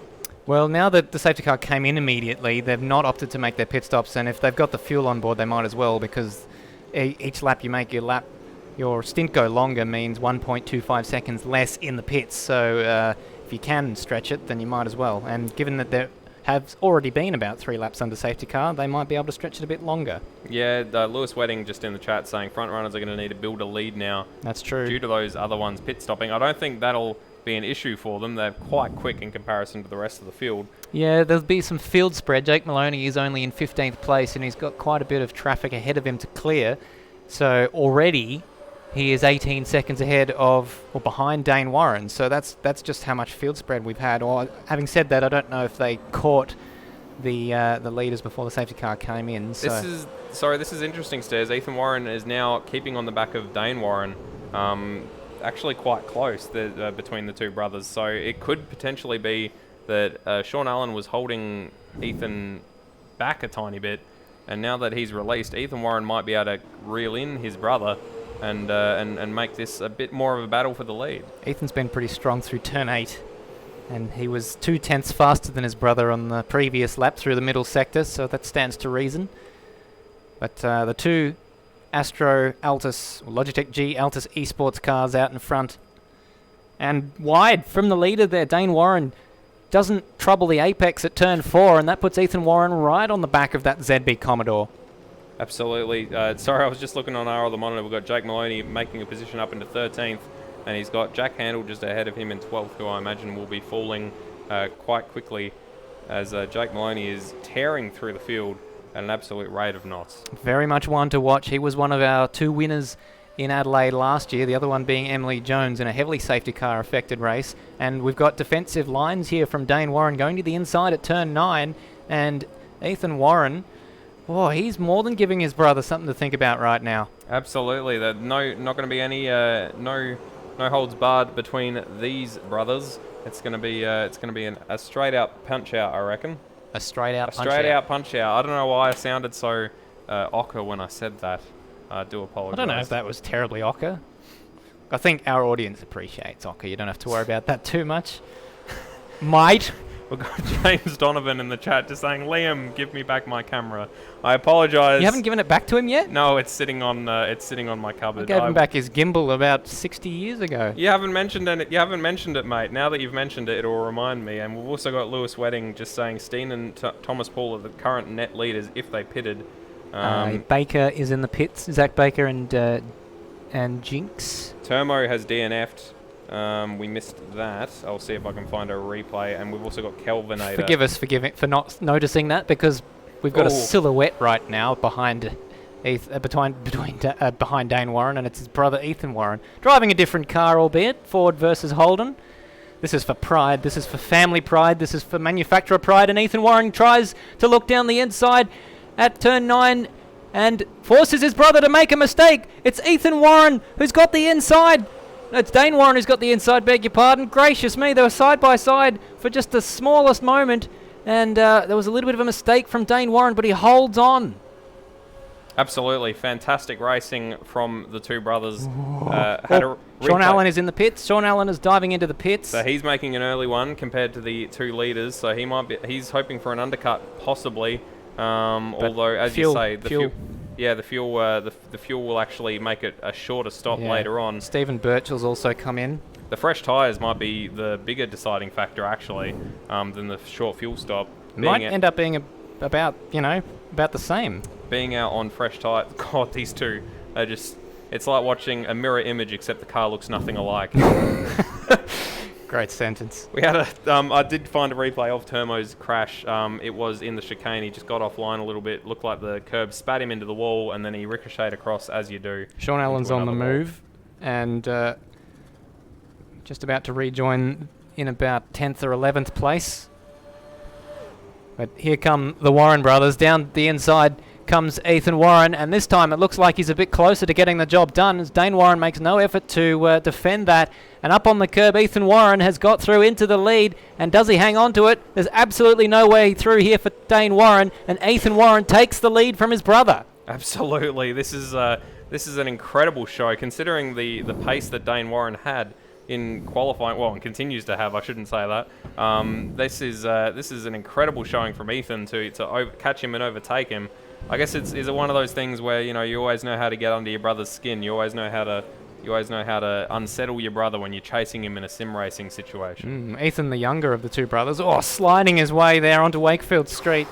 He looked like he was trying to gap his brother Dane at the moment. They also have to take note of when they're going to make their pit stops, because they do share a pit box. Speaking of pit stops, I reckon we've got someone just into the pits. Aiden Schultz, I think that is, in 7th. Jake Maloney is now up into 5th place, having already pitted, so he is out till the end. And crucially, 24 seconds adrift. That isn't very far at all. And he's now up into 4th place, having just overtaken Brodie Steen. As you say, 24 and some change adrift of the leaders. I think the Warrens are in trouble here. Yeah, I think Maloney is looking like he's in the best position. I reckon Sean Allen realised that. That's why he dove in a little bit earlier. And these two, if they're not into the pits this lap, I reckon they might be in trouble. Well, they've got to make a huge amount of time up, because Sean Allen is 30 seconds behind Jake Maloney. Absolutely, yeah, and then it's only going to get longer the longer they stay out, and they are staying out. Or at least one of them is. Dane is in. Dane is in. And he's done David Coulthard line. He's done the David Coulthard line. Unbelievable, and he's only just got it going. That is huge for the lead of this race. That is a solid 2-3 seconds there that he spent just sorting himself out, doing a 3-point turn. That is he's going to come out behind Sean Allen, I reckon, at this rate. Sean Allen's got a big whack of space ahead of him between himself and Thomas Paul, so he is not held up by traffic at all. And on fresh tyres, I reckon he'll be able to catch up and pass Dane Warren in the pits. Ethan Warren's still out there, obviously, 8 seconds ahead of Thomas McMillan, the only other driver not to have pit in our lead pack. Jake Maloney, ladies and gentlemen, was in 3rd place. Unbelievable. So, well, Sean Allen is just coming through turn 12 now. And where is Ethan Warren? Let's see if we can pick him up and see how close. Dane Warren gets a drive through penalty, so he didn't have the pit lane speed limiter engaged, so he has come out ahead anyway. But he will have to do a drive-through penalty, so that will cost him a oodles of time. Sean Allen just coming through the chicane now, so Dane Warren pulled a fairly large gap despite lose. So I reckon Sean Allen has overfueled his car here. Either that or Dane Warren has underfueled his. Potentially. It's all academic now, because Dane Warren has to take an extra tour of the pit lane. It is. Ethan Warren's in. Ethan Warren is in the pit lane. And we have Jinx's DNF'd. We've got said in the chat by our friend Michael Zalavari. Mad, but I'm concerned there's not enough happening right now. No. It is. It's all sort of. It feels like a little bit like the calm before the storm. Colin Warwick is having a bit of a ding-dong battle with Thomas Paul. I don't know where either of these two drivers are strategically right now, but nonetheless, just thought I'd let everyone know that is something that is occurring. And you know who just took the lead of the race? Jake Maloney. Jake Maloney. And just Thomas McMillan also took his pit stop. So Jake Maloney leads the race. Can you believe it? He might go back-to-back in Adelaide. Absolutely. Brodie Steen currently in 2nd, with Thomas Paul, who was also pitted in 3rd. So the positions are as they are. This is not provisional. Ethan Warren's coming out of the pit lane right now, and it's going to be very close with Thomas McMillan, who's just about to go past him there. I think he's just made it out. Thomas McMillan was also in the pits. So that's why. So I was just looking at the live timing. You're right, Thomas McMillan. I did say that a moment ago, so beg your pardon. Sean Allen's managed to jump Thomas McMillan, so he has remained in. It's down in 6th place, but he is a solid 7 seconds. He was ahead of Thomas McMillan anyway. Yeah, but he is a solid 7 seconds behind Ethan Warren. So that is a big whack of time that he has lost in those pit stop phases. You might be right, Stairs. I think he's put on too much fuel. Yeah, so 24 laps in, we're pretty much towards the end of where... Have we had everyone pit? Let's go through. I reckon. Jake Maloney, we know that he made his pit stop in the... Well, let's go. Well, you reckon about 24 laps would be the range on the tank. That'll be a little bit longer now due to the safety cars, but still, we are on lap 24 now. Yeah, we know Jake Maloney, if he filled it to the brim, would be able to make it to the end from here. So he is looking absolutely golden right now. Brodie Steen in second place. Can you believe that? You know, when we were going through the field at the start of this race, Des, in the formation lap, and I was saying, oh, we've seen Jake Maloney come from the back to win races before. I was saying it just kind of to say it, like, because it was just an interesting fact. I wasn't expecting it to actually occur. And at the moment, it looks like that's what's going to occur. How does he keep doing this? Well, he was smush-mushed on his lowdown parts by the fairies, so nonetheless... Oh. There was a bit of luck involved, but, you know, you've got to be there to grab the opportunity when it comes. You've got to be lucky and you've got to be talented, and he is both of those things. He is both of those. Well, let's go through the field. Brodie Steen in second. Thomas Paul rounds out the podium, and he's started to gap Colin Warwick a bit. They were occupying the same piece of tarmac not 2 moments ago. Colin Warwick will be happy in 4th place, I think, aiming for more podiums this year, but 4th place, considering where he qualified, is a very good improvement there. Now, Ethan Warren will be hunting him down. That gap is about 6 seconds, and we still have about 15 laps to go, so Ethan Warren could well get that. It's certainly turning out to be a race of... those who were able to pit when the safety car came out were very much handed a bit of a free kick. So Sean Allen in 6th place. That doesn't really tell the story of his race. Thomas McMillan, another one of those who was on the podium before this happened. And just on our other screen, Thomas Paul. We've lost Thomas Paul? No, he's back. There's just a bit of lag. It disappeared off our screen for a moment. So apologies, Thomas Paul fans. Stephen Birchall in 8th place ahead of Zach Baker. And look who's looming in the background at the back end of the top 10 to take those 2 positions off them. Yeah, Dane Warren, who unfortunately had that drive-through penalty. Well, I mean, I guess not unfortunately, just, you know, don't speed. Unfortunately for him. Unfortunately for him, but well, I mean, I again, think just don't speed. It is a very slow pit lane speed limit at 40 kilometres an hour, but having said that... everyone else has gone through all right. I can imagine he would have been a bit flustered with the error at the entry.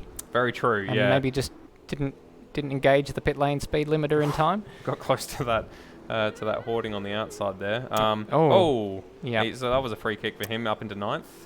Zach Baker in 10th place, having just gotten past Jake McKee, who had that crash into the wall.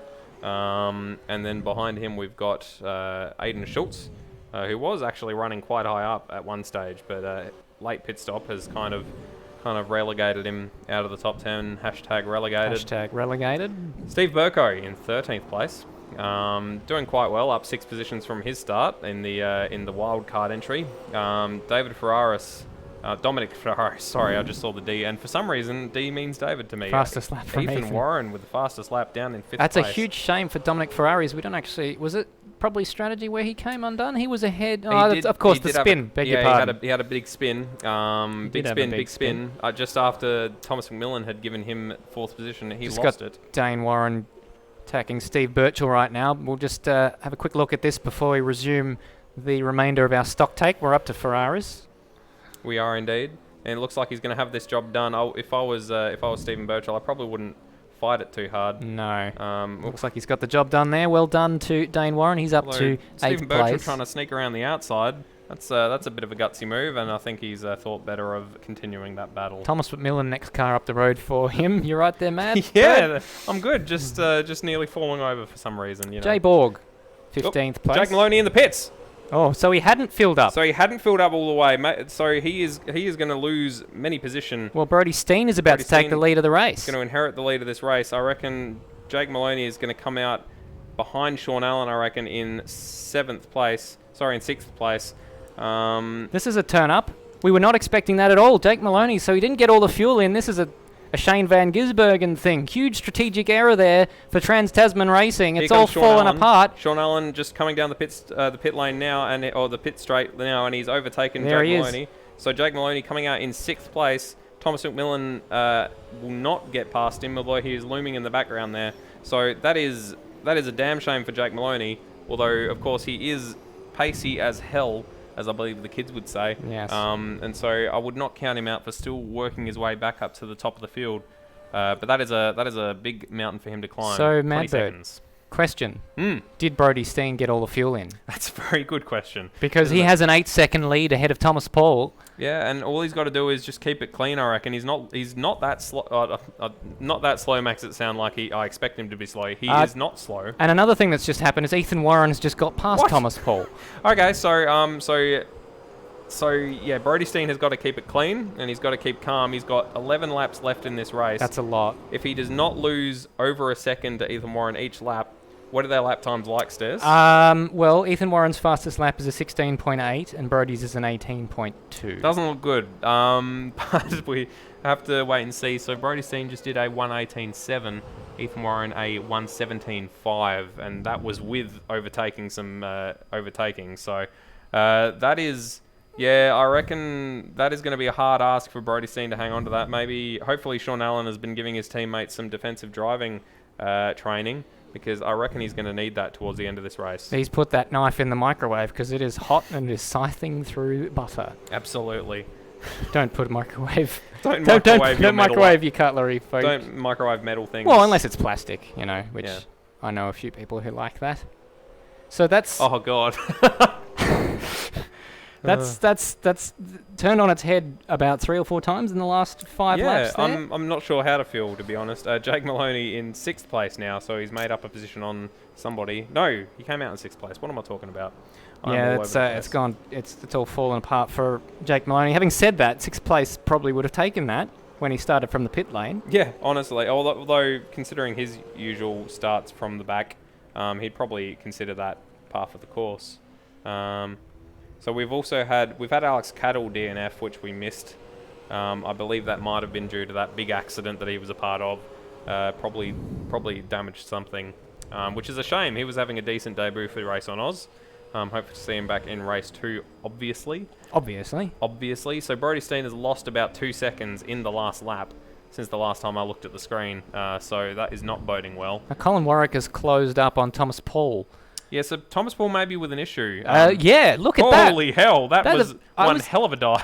I don't know if he meant to do that, actually. No, that looked like Colin Warwick was squiggling to try to find brakes. I think Thomas Paul is fuel saving massively right now. That's what it looked like to me. A very early roll out of the throttle for Thomas Paul. And Colin Warwick wasn't expecting it and had to do some major evasive manoeuvres, which, to his credit, he did. And that would put Colin Warwick on the podium. It would put Colin Warwick on the podium, which would be a good start for him. Because last year he was sort of thereabouts. Got a couple of podiums, I reckon, but here he comes. Nothing too crazy. No defensive line from Thomas Paul, and Colin Warwick is going to go right down the inside, and he's going to take 3rd place away from Thomas Paul. Great show up for Colin Warwick. Absolutely. Only 2 podiums last season from his 27 starts, so 7th in the championship. He will be wanting to continue this run of form, and let's hope that he is fueled to the end.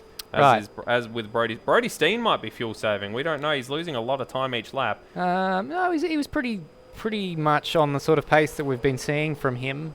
Cool. Brody yeah. Steen. No, that's fine. It's just that Ethan Warren set his fastest lap. No, I just want to reiterate that it's Ethan Warren's pace more than Brody Steen's lack of pace. Ethan Warren set his fastest lap of the race on the previous lap, which was 16.7. Not as fast as his brother Dane, who's in the 16.6s.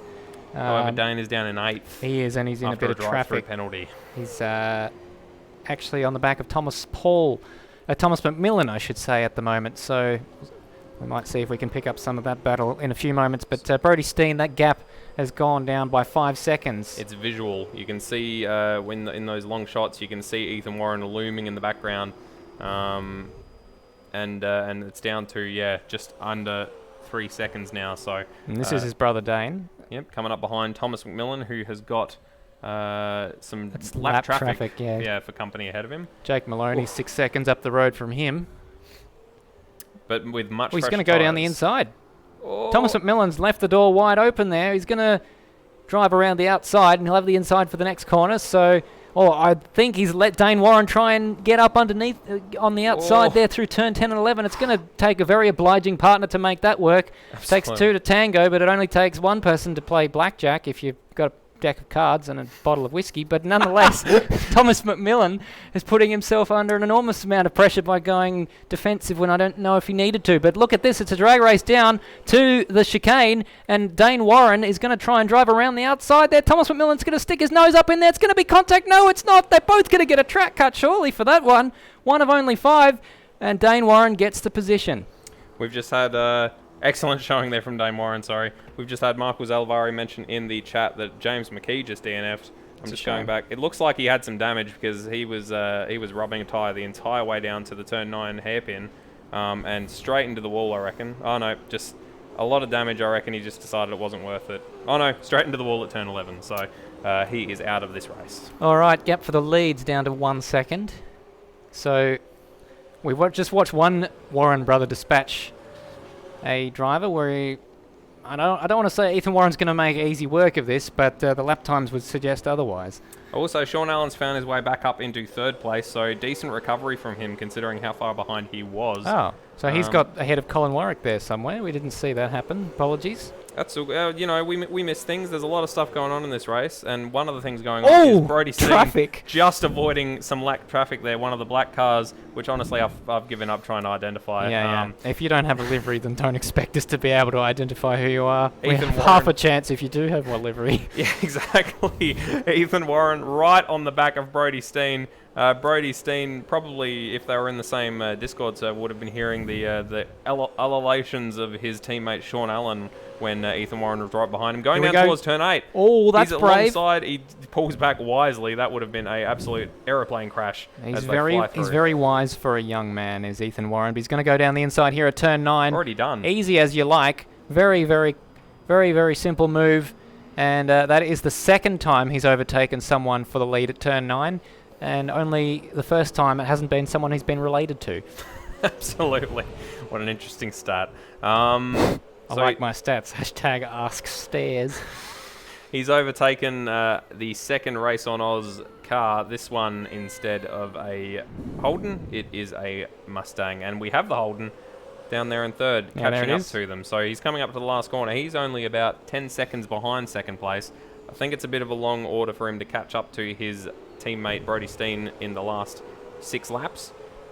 Goodness me, there's only 6 laps left, Stairs. We've been 47 minutes racing. Jake Maloney's now caught up to the back of Colin Warwick. Of course he has. And looks like he'll be challenging for 4th place very soon. He's got a huge run here coming out of the hairpin. Very soon. Colin Warwick doesn't make it very hard for him, and down at turn 4, goes down the inside. Great job, Jake Maloney up into 4th place. And only 2.5 seconds between himself and Sean Allen, so it could end up being a battle between Sean Allen and Jake Maloney at the end of this race. We've got 5 laps left. Quite possibly. At the moment, it's a double podium for Race on Oz, which is a terrific start to their campaign to defend their team's championship from last year. Absolutely. We've seen Sean Allen isn't a rollover when it comes to defending, but Jake Maloney would have slightly fresher tyres if he changed them at that second pit stop, which I imagine you would, because why not?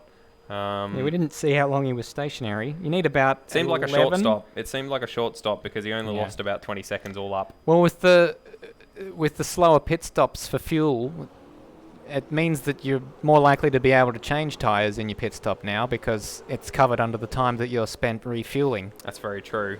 You can see there Sean Allen just in the foreground of that shot there. So he's not very far ahead of Jake Maloney, and there was a bunch of smoke there at the last corner. I'm not sure what happened. One of the black cars, I think, just had a bit of a leery exit. I'm just going to call them the black cars. Yeah, till we get some new liveries, which we hope will happen before we've got nearly a month until the next round in Melbourne. David Nandadich and Zach Baker, I loved your blue and white liveries last year. Where are they, mate? Get them in any. Bit more of that, please. A bit more of that, please. Jake Maloney now only 2 seconds behind Sean Allen, so he is reeling him in. That is down from 2.5 this time last lap. What have we got as the closest battle right now? I think it might be Thomas Paul behind Colin Warwick, as you can see there. Those two have been duking it out for a number of laps now. Wonder if Thomas Paul is still fuel saving, and if perhaps Colin Warwick is also fuel saving, because that seemed like an effortless overtake from Jake Maloney. Well, it may well be that our fuel numbers were a little bit conservative. The lap times have been much faster than last year, so it might be that they're using a bit more fuel. So, as Thomas Paul lights up his rears a little bit and sort of puts paid to his challenge on Colin Warwick for a another lap or two. For a little bit. Let's see how Jake Maloney's tracking. On target for a podium if he continues to take time out of Sean Allen, but catching is one thing, passing is another, to use Absolutely. an already overused cliche. But it's very true. That's why it's a cliche, Stairs, because as we saw, Sean Allen, when he had his backup, he was defending against Ethan Warren, who, based off pace, is a lot faster during the race at least. Sean Allen, of course, out-qualified him, but Sean Allen was able to keep him behind for the better part of 20 laps, so he could easily, if he only has 2 laps to defend against Jake Maloney, he might be able to get that out. Michael Zalvari saying, "You guys are so normal." Yeah, I just saw that. I feel like that's a tongue-in-cheek comment. I feel like so normal sounds like the sort of insult that a group of kids would have. That like the opposite of random or something, like back when random was a desirable attribute. Saw a Batuta article headline, Batuta Advocate headline today. Pink-haired girl says, "I hate being the centre of attention." I saw that myself. Very good stuff. So, Ethan Warren has already stretched out to a 4-second advantage over Brodie Steen, and Brodie Steen looks like he's in a pretty comfortable position for second right now, although having said that, his teammate is taking about 8/10 of a second out of him each lap. Barring a problem, though, I don't think that's going to... Yeah, and I think he's going to have to worry about the car behind him more than the car in front of him in the coming 3 laps. Good gracious, it's 3 laps to go already. It is. Two at the end of this one. And we've got to do this all over again. Got to? Well, we get to do this all over again. Funny how one letter makes a huge difference to that word. And Dane Warren has caught up to back of Thomas Paul. So that's that going on right now as well. So it's hard to know where to look right now because we've got so many things happening. Both Warren brothers recovering from disastrous safety car period timing. Absolutely, yeah. But recovering slightly differently. Ethan Warren elegantly, and Dane Warren by walking into a rake and then having to sort of climb his way back up the hill again. It was a bit sideshow Bobbish. Very much so. But Ethan Warren didn't speed in the pit lane or understeer into the wall. So Dane Warren's going to go down the inside of Thomas Paul here at turn 9, the favoured overtaking opportunity for the Warren brothers, and finds himself in 6th place now with Colin Warwick, the next driver up the road. Zenzi Racing in the chat just saying, can't wait till AMS2 arrives in 3 days on the beta branch. Yeah, I think we're all looking forward to having a bash in it. I'm not sure if it will be as... with the lack of mod support, I'm a bit worried about its longevity. Although Competizione seems to be going alright, and it's about the definition of unmod supported. Certainly for these guys, I think it's going to be tricky since they want to run a series that's completely based on the Australian Supercars calendar, so if there's no mod support, that makes it exceedingly difficult. Very much so, yeah. I imagine that we will be sitting in AMS for quite a long time, both for ASC and in general in terms of Automobilista. I reckon it will be mostly Automobilista 1, not Automobilista 2, although rain and night certainly are nice. Although we have night. Just in general, or? Just in general, but like rain and weather, sorry, are very nice to have. In a racing game. It's a shame that Automobilista doesn't have it. Jake Maloney looking down the inside of Sean Allen, doesn't get it done. Sean Allen nearly cuts his nose off for the trouble, and he stays in 4th place. We've only got 1 more lap to go at the end of this one. Crazy. Can Sean Allen hang on to this? And can... is there another battle going on? No. Well, Colin Warwick has got Dane Warren behind him, but not immediately so. He might be able to... Oh, beg your pardon. No, that's already happened. Here we go. Jake Maloney down the inside at the last corner. Bumps Sean Allen out the way and gets the move done, but it's a drag race down to the first corner, and I think it's going to be Jake Maloney. A little bit rude. I reckon... I wouldn't mind seeing it back again, but I think Sean Allen turned in probably a little bit early, didn't give him too much room on the inside. And what I was trying to say before is Dane Warren actually got past Colin Warwick. We didn't see it because it happened sooner than I thought it was going to. Absolutely. So Sean Allen not falling away here, so if he hangs on to the back of Jake Maloney, he might be able to have a go down into turn 9, the hairpin. But it is a tall order to hang on to the back of Jake Maloney for an entire lap. And yeah, I think he's fallen off. Looks like he's fallen off there through that turn 7. He's bumped over that barrier, not that barrier, that curb, and it's thrown him all over the place. Our leader is probably... Yeah, final sector for Ethan Warren. He's coming through turn 10 and 11 right now. And it's just a glory run now. He leads by 10 seconds from Brodie Steen. Doesn't really tell the story of this race, but Ethan Warren has recovered well. And what a fantastic victory to open his account for 2020. The Logitech G Altus Esports driver takes victory in race 1 here at Adelaide. Absolutely fantastic, considering that we're all about Dane at the start with his incredible pole position time. It ended up being his brother who took the biscuits. Great job from Brodie Steen, finishing second as well. Steen. And Sean Allen, his teammate, down in 4th, eclipsed by this man, Jake Maloney.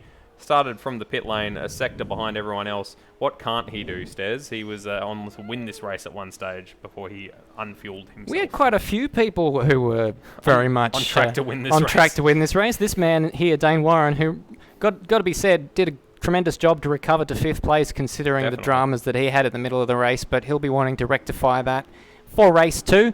Colin Warwick finishes in 6th. That's a good points finish for him. And behind him was Thomas Paul, who battled hard with Colin Warwick. We thought maybe he might have been fuel saving towards the end of that race a little bit, but he didn't finish that far behind.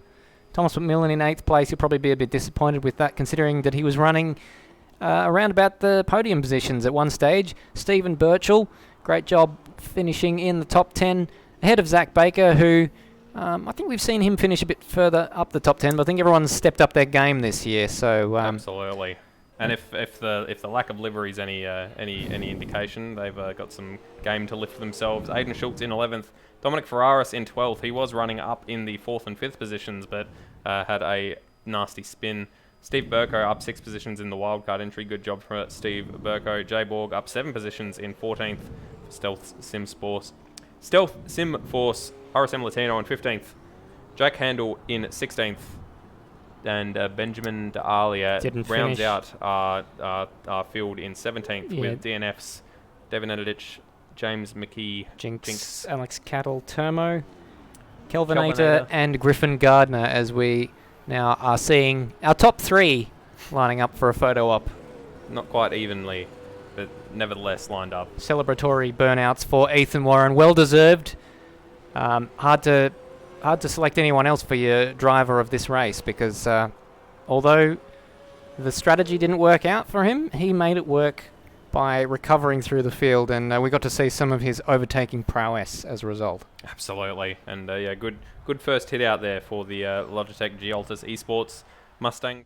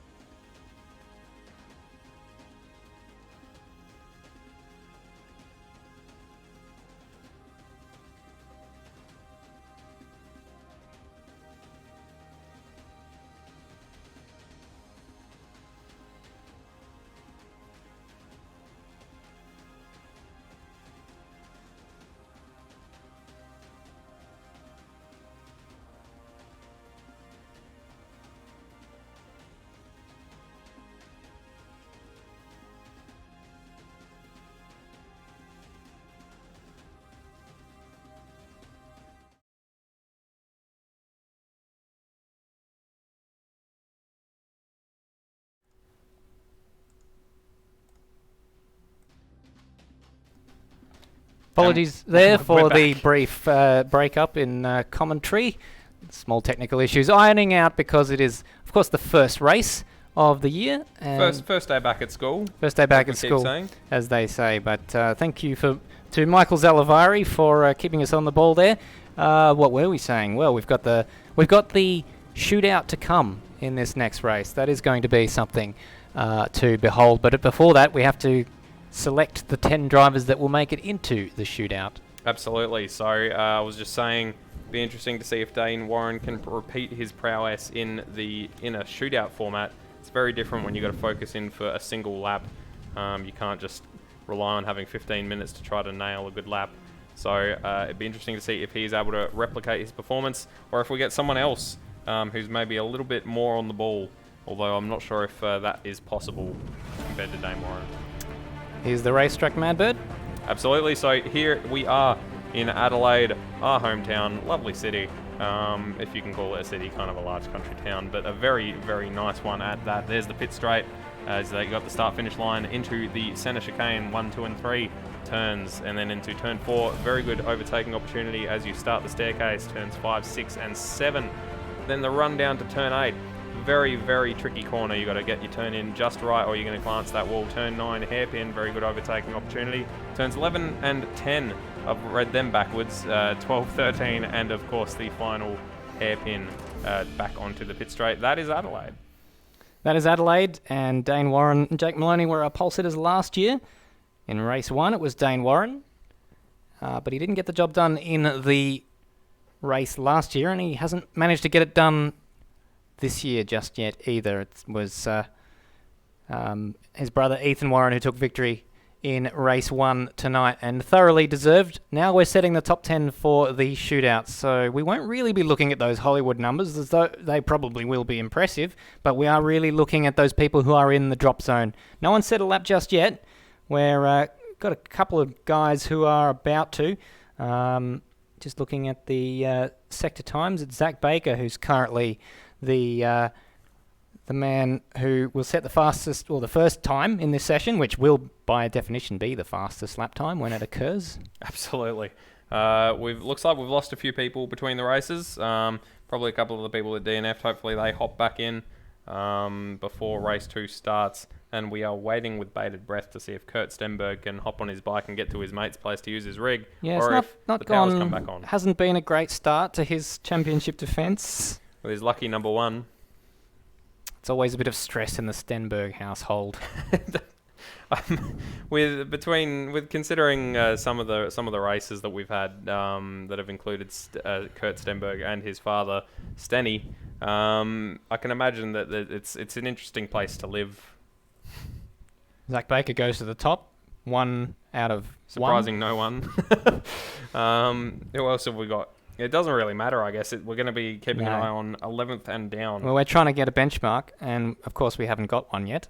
Well, 1:17.9, that seems a little bit slow. No offense to Zach Baker. And he's just taken his... 17.9's not that bad. He's taken his front wing off. We're seeing the average, I'd say, was around the low 17s, wasn't it? 17.5s? That's mid-17s, but regardless. Fastest lap overall was a 17 flat last year. Well, yeah, but as we've seen, you can see a lot more of those tyres than you usually can on Zach Baker's car. As we've seen, the times of... Oh, that's a rat's nest of cables, isn't it? Yeah, don't draw attention to that. Dane Warren will probably set... I'm not sure if you can really call it a benchmark when it's a gold inlaid Imperial throne on the bench. I was just going to point to that there. That's a bit of a benchmark. It is a bit of a benchmark, yeah. It's a lot of scratching. We really need commentator cam to be able to show you this. What have you had over here? Something heavy. Fun times. Something Zach heavy Baker. with a Zach sharp Baker edge. has done something. Oh. There's a mark. Well, we saw him. He ripped his front splitter off, and then he's done the David Coulthard line into the his bits. flat-spotted front tyres as well, which you can see very well because he's taken the splitter off. Well, more than the splitter. Oh, car just does not want to stop That was never stopped. Well, it did stop. with an impact. You know what that feels like, don't you? Sorry to bring that up. That race at Nürburgring was painful. Fun time for me. Dane Warren about to set a benchmark. I won that race. Yeah, I know. I assume you were telling everyone else, but I'm still going to be salty about it. Dane Warren didn't actually register a time that time, so I am going to assume that he got a track cut. Potentially. We've got times down to 7th place yet, so we don't yet have our cut-off time. No, and we're still getting a few people dropping into the server. So we're up to 18 people now, with Benjamin D'Alia rejoining. Colin Warwick goes 3rd fastest. Good on you. Good on you, Colin. On your CW of Colin Warwick Designs. CW Designs, yes. Designed a few of the lovely liveries you're seeing, I imagine. Has to be said, all of the admins, Kurt Stenberg, Colin Warwick, and Chris Carr, who goes by the name Wayne Carr in Super 2, have gone above and beyond to get this thing ready. They did a lot of work last year. There was a lot of there was a lot of troubleshooting last year, as we're currently troubleshooting an issue. I in got the it. I commentary figured it box. out. It was my cable. Just had a lack of cable there for my esteemed colleague next to me, I but was being dragged down. the admins do an enormous amount of work to get this thing on the road, and we thank them for their work because it means that we get to enjoy this fantastic, thoroughly enjoyable competition as Dane Warren now sets a benchmark. That's more like it. 16.7. With Thomas McMillan just went to the top of the field a moment before, quickly eclipsed. He was about a 17.8. Sorry, 17 for 6. God, numbers are difficult. So Termo's currently at the cutoff point. Well, he's inside the 10, but the time is a 1 minute 20.395. So any faster than that, and you're in the 10. But that is going to be a moving target. If you've just joined us, thank you for joining us. Hope you're enjoying the night. You've missed race 1, but the best still to come. We've still got race 2, Madbird. Well, don't say the best. I reckon race 1 was pretty good. But you know, it remains to be seen. For those of you who were here for race 1, You know the mantra. you gotta hang around for race 2 just to see if it is better. Oversell, underdeliver. Exactly. That should be our motto, shouldn't it? Yep. That certainly has been for a lot of my life. No, goodness me. You're so critical on yourself. You do a fantastic job. Oh, no, I'm just talking about in my personal life. Oh, yeah, no, that's a shit fire. Yeah, So we've got 7 And we and a got half. our first, we need a swear jar, I think, this We year. do. Especially if we're trying to attract more sponsors. I think I've done pretty well, to be honest, considering how much I swear in my day-to-day Yeah, life. you do. You're an absolute mouth of potty. Absolutely. People learn how to go to the bathroom in your mouth. Well, while you were saying those lovely things, it's gone from 7.5 minutes to 7 minutes remaining. All right, well, let's see. Alex Cattle, he's inside the 10 right now. Absolutely. RSM Latino in the drop zone. We have only 12 times yet, so we're yet to have times from Jack Handel, Stephen Birchall, Sean Allen, Aidan Schultz, Jake Maloney, and Benjamin Dahlia. And 4 of those 5 drivers that I just mentioned are in the pits at the moment. Yeah, I reckon a lot of them. I reckon Jack Handel, he'd be in top 10 numbers. Sean Allen, he would be. Jake Maloney obviously would be. So I reckon that there's still some positions to change. John McDonald. Allen is just... sorry, I should learn not to cut across you. Sean Allen is about to start a lap, so I think he's set about rectifying that situation. Yeah, excellent. You haven't learned not to talk across me in the last 4 years we've been doing this, so why start now? Well, that sounded a bit snarky. Oh, I am joking. Better be. Lovely words there from Wayne Carr, or Chris Carr. Thank you, guys. We are extremely grateful to have such an awesome broadcast team to share our hard work. Wouldn't be the same without Feelings you guys. mutual, mate. I still remember the stress you had at Bathurst. That was resetting lap penalties and stuff. You were pulling your hair. We were hoping that the race wasn't ruined, and you were in the background fixing it. So very well done, sir. Wayne Carr, or I'm a Carr, as he's known as in the YouTube chat. He saved the day. He did. That day in October. So let's never forget that. One day in October. Well, we can't wait. That's another thing that's going to be a thing this year is the full-length Bathurst 1000. Looking forward to that one. Absolutely. It was an absolute riot last year. Fantastic with co-commentators Josh Baggs and Michael Zalavari tag teaming out, and then a decent race as well. Fantastic race as well. Start to finish, lots of interesting strategies. What have we got, Stairs? What have we got? We've got Termo and Sean Allen who are currently in the drop zone looking to get out of it. So Sean Allen's the next man to cross the line, and we'll see what he does. Jake Maloney's gone second, incidentally. In the meantime, Sean Allen got a track cut by the looks of it. His time didn't come up. No, Ethan Warren, I've only just realised, is not even in the server. And Termo's just started a lap, so his last lap, I thought he was on a flying lap, to be honest, because he did have a timer up. So a lot of drivers getting track cuts by the look of it. Michael Zalavari saying, highlight of the Bathurst 1000, Madbird dropping the whiteboard. My finest moment. That I rewatched that about 5. No, that's a conservative estimate. A conservative number. 20 times. It was so funny to watch that one back. If you're looking for it, it happened around about the time of the safety car, around about lap 90, I think. Thanks for that. Appreciate it. So we don't have any... I enjoyed Michael Zalavari printing something on the last lap of the race. That was also good. We got Ethan Warren not in the server. What is going on? This is a huge moment We here. have Kurt Stenberg not in the server, and he's just posted in chat. So I went to Dodger's place, got a phone call, the power was back on at home, drove home, and the power went off again as I loaded AMS. I am livid, he says. So that is going to be 2 from 2 races, unless he can get back to Dodger's place in the next... Oh, how long will the shootout take? About 20 minutes? He's got about 25 minutes, probably, to get somewhere with power and a wheel. See if Sean Allen can come across the line. He goes second. Good job from him. Termo's in 15th. Let's see if he can elevate himself out of the drop zone. At least it's not me, not just me you're throwing under the bus. Michael Zellaro just saying, oh damn, I forgot about that. Again, Termo not setting a lap. Oh, sorry, it wasn't Termo we were looking at before, was it? Or was it, No, pardon me. Pardon you. But to quote Kurt Stenberg, I haven't run the number 1 in the past. It's been bad luck for me.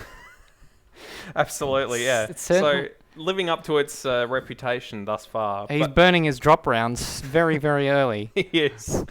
I mean, I guess if you don't use them, you lose them. So that does not apply. That doesn't make sense in any way, shape, or form. But we've still got Benjamin D'Alia, Aidan Schultz, and Jack Handel to set times. Jack Handel, I reckon, could get himself up into the top 10. Yeah, Jinx in 11th has just started a lap. Jack Handel looks like he's going through Sector 3 now. All right, so we'll see if we can pick him up as well.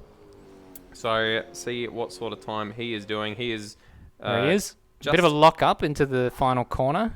Decent time by the looks of it, judging by his time going through the last corner. It's not going to be worrying the front runners, but might be enough to get him into the top 10, and it is. It is. And he swooped across the track and is going again by the looks of it. I don't think he's comfortable with what he's just done, so he's fueled up for multiple laps. There is a tyre limit. They can't just throw tyres at this willy-nilly because they need to keep some for the race and for the shootout if they do indeed make it. Only 5 sets for each race weekend, they call it in the game, so that includes practice, qualifying, and the race. Absolutely. Obviously not carrying over from the first race because they need to reset the weekend, I believe. They do. So, Kurt Stenberg just saying, I don't think the comment is showing up because it has profanity in it, but he says, this is the bleep that happens. It's referring to him using the number 1. This is the bleep being a very, very rude word. Jinx has just had a collision with the wall. He's pulled over very nicely. Yeah, he has. We've moved swiftly on from that. Colin Warwick is in the drop zone as well. He's about to... where is he? He's in the final sector. He's not. I'm looking at Jack Handel. Alex Cattle in the danger zone. He is in 10th. And he will be the first to be dropped if anyone jumps up ahead of him. Oh, Colin Warwick. He's trying to find some space on track, Alex Cattle. Hitting every piece of wall he can find is Colin Warwick. Good on him. If you don't mark it, who is going to mark it if you don't? You got to meet Colin Warwick at the Bathurst 12 hour as well. Can I ask you a personal question? Yes. Did he have his pants on? No. That's a very personal question. He was... I didn't even notice, to be honest, at first. I just walked up and he was sitting down with his feet up on a stool. He's just locked up. And I was just having a chat to him, and he's just like... I said, how's it going? He said, oh yeah, just trying to keep cool, and gestured at himself. And it was then that I realised that his pants were around his ankles, leaving his legs free in the breeze. Well, he's going to have to go again, and he'll get a bit of a breeze on the run down to turn 4. Hey. He's got some traffic there. Thomas McMillan gets out of the way. Jinked to the left. Well, he did a good job there, actually, given what I think he was having a bit of an issue. Ethan Warren in the chat just saying F Kurt, obviously F for respects. Yeah, Ethan, where are you, mate? Hop back in. I think he's electing to do race 2 on hard mode, starting from the back, doing a Jake Maloney, maybe. Very possibly. See if he can match Jake Maloney's 3rd place. He was a very strong qualifier last year, but he did bottle the Bathurst qualifying shootout. Dane Warren just gone fastest again. He hasn't gone fastest. He has continued to be fastest with a 16.1. That is blisteringly fast. It is. Who else is in the drop zone? We've currently got Stephen Birchall, who is in the pits, and so is Jinx. Colin Warwick is trying to rectify his position. Stephen Burko, RSM Latino, they're both in the pits. Termo is on track. In fact, he's 8 tenths up on his PB. So we'll see him just after we see Colin Warwick finish their laps. And what can they do? Colin Warwick surely will have the pace to make it into the top 10. He just doesn't quite do it. And Termo has locked up into the final corner. He was up by 8 tenths, but he's pushed it too hard into that final corner. How far off the drop zone is he? He goes up 3 spots, not enough. 15th for Termo. So Alex Cattle is sitting pretty in that 10th place. It's dangerous, but he enjoys it there apparently. Ethan Warren won't be joining us, says he has work in the morning, needs some sleep. F respects in the chat for Ethan Warren needing to sleep for work in the morning. You're not going to die in your sleep like the rest of us. And John McDonald just asking, does Colin Warwick keep his pants off in the sim rig? Very good question. That'd be there'd be some mould growing on that seat. So that's our 10. Dane Warren, Sean Allen, Jake Maloney, Dominic Ferraris, Thomas McMillan, Brody Steen, Zach Baker, David Nedidich, Jack Handel, and Alex Cattle. So Alex Cattle, good job on making the shootout in his first ASC event. I reckon change Jake Maloney for Ethan Warren, and that top 5 is what it was this time in the first qualifying session. Stairs: Dane Warren, Sean Allen, Jake Maloney, David Ferraris, and then Dominic Ferraris, and then Thomas McMillan. So very, very consistent runners up at the top, and Jake Maloney just getting the chance to actually qualify, which is nice. Yeah, it is a bit, isn't it? It's not. Yeah, it is a bit. It's a bit. Just a bit. All right. Just the tip. Excuse. So we'll be moving over into the shootout. Of course, only the top 10 taking part. So the first runner will be Alex Cattle, out on track for Race on Oz, only in his second outing for the team. So very good to have him, and he did pretty decently in race 1 up until his race was destroyed in a crash. Yeah. Which so often that happens. Razor just, they're showing that they know what a garage door is with their signage. We are actually looking at Alex Cattle. Oh, I do apologise. Well, we've got it set up. When he does come out of the pits, we'll see him. He's behind that. He's behind that thing that says garage doors. I'm pointing at the screen, which I needn't do because you can't see it. And I'll just make sure I remember who finished on the podium in the first race. I'm writing that down for future reference because I have a memory that is not the best. And my family has a history of memory loss. Yes, and it don't know why I brought that up. It's a little bit personal. I was about to go even more personal with something to do with me that you forgot. Despite me telling you several times. I remembered that. Yeah, excellent. And I won't. You've forgotten some other important information about me though. In case anyone's having dinner. John McDonald. What else did I forget about you? Brady Myers, Brappo, and Michael Zalavari all giving Fs in the chat for Ethan Warren. Write it down what I forgot. What? Just write it down what I forgot. You know what you forgot? Oh, that thing. Yeah. Yeah. That is indeed the thing. I appreciate your comments. Alex Carr being told in the chat you can go. I think he was a little bit unsure. Yeah, his first shootout, so he might not be particularly familiar with the procedure. I guess for those of you that are watching who aren't familiar with the procedure, basically means that the top 10 go out in reverse order, so 10th through to first. They go out, they set one hot lap, and then they come in. And as they're on their hot lap, the next car down starts their out lap, so that you've got a constant roll of cars doing one fast lap, well, hopefully fast lap, and then coming into the pits. So it basically, the top 10 gets reshuffled depending on their results, because often you're a lot faster when you've got 15 minutes to set a fast lap than you are when you've only got one Hail Mary opportunity. And it can sometimes be smarter to take it a little bit easy and make sure you actually set a lap time rather than cut the track or have a big crash. So the pressure's all on Alex Cattle. Not only do we see his entire lap, we see his entire out lap. So that's the curse of finishing 10th in the qualifying session to make it into the shootout. Ethan Warren just saying McMillan to bin it. Do you want to put $10 on that, Ethan? Don't know if you should continue making bets.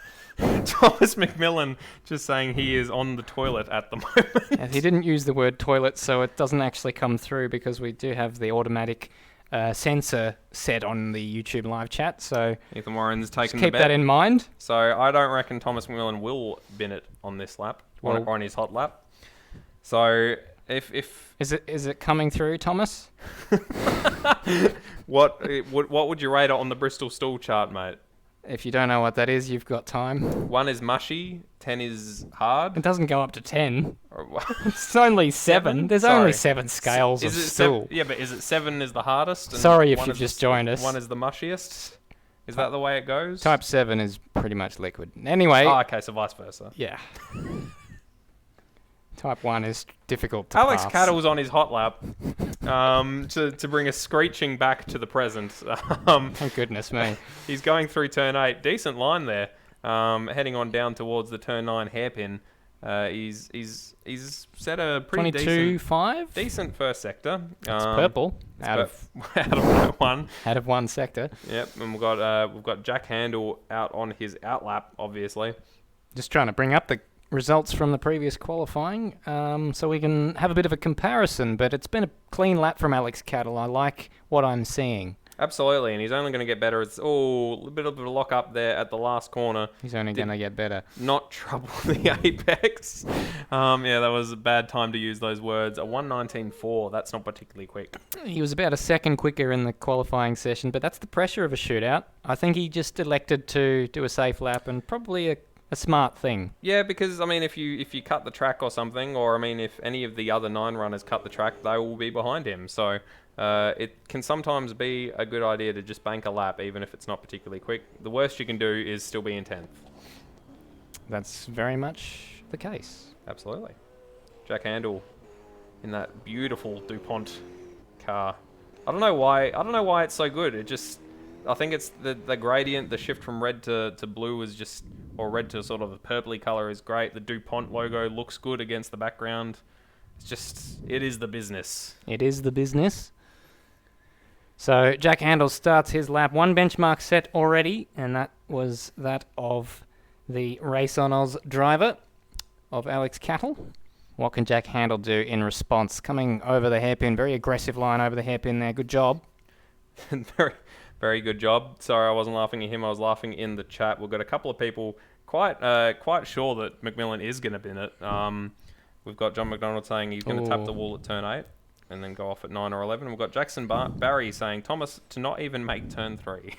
Wow, honestly, I thought Thomas did a great job in that. Oh, that's very wide at 7 there for Jack Handel, but doesn't find the wall. Might have been able to keep the pace through there. He might be okay. He will have still lost some time, but he didn't, as you say, he didn't touch the wall, which is where you lose the most speed doing something like that. Oh, very nice. If I recall correctly, that wall is a bit closer in real life now. That's been a change from last year, so the track in game is a little bit more forgiving than the real life version. Jack Handel up by 0.7 of a second. That's a good job. Absolutely. Oh, never mind. That is evaporated. Sorry. As he's clanged the wall at turn 11. That's probably my least favourite corner on the track, turn 11. It always catches me out personally as he locks up into the last corner. So it's gone from good to bad to worse for Jack Handel, and he's going to cross the line and be worse than Alex Cattle. So banking a safe lap. Decent idea for Alex Cattle. Sorry if you're getting a few stutterings with the stream. We're just having a couple of issues with the connection, hoping that it will speed up at the moment. But Jack Handel, not a great lap in the end. It started out all right.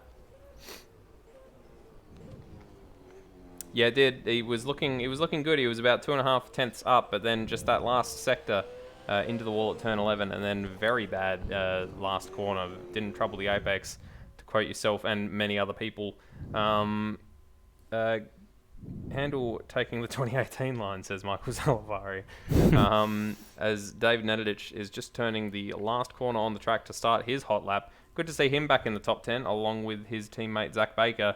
Both the ZB Racing guys, we're used to seeing them sort of up towards the front of the field. Decent results, especially at Bathurst 1000, where they came second, I believe. Yeah, they had the pace to win that race. If it had fallen slightly differently. Yeah, they did get. They happened to be held up behind the Dane Warren, or was it Ethan Warren at that stage? I believe it was Dane. It was Ethan. It was Ethan who was fuel saving madly, but still managed to keep them behind. So props to him. But it certainly didn't do their race any favours, although they eventually did overtake him. David Nedidich shooting on down towards turn 8. See how his line is. Looks good. Very good. Doesn't touch the wall. That's kind of the benchmark is not touching the wall. He was purple to the first sector by some margin, in fact, nearly 0.4 of a second. Good stuff. This is where it all fell apart for Jack Handel last lap. Well, David's found more time there, 0.3 of a second through the middle sector, so that's an 0.8 of a second advantage. And we saw what happened to Jack Handel's lap. Yeah, absolutely. So he's definitely going to be ahead of Alex Cattle.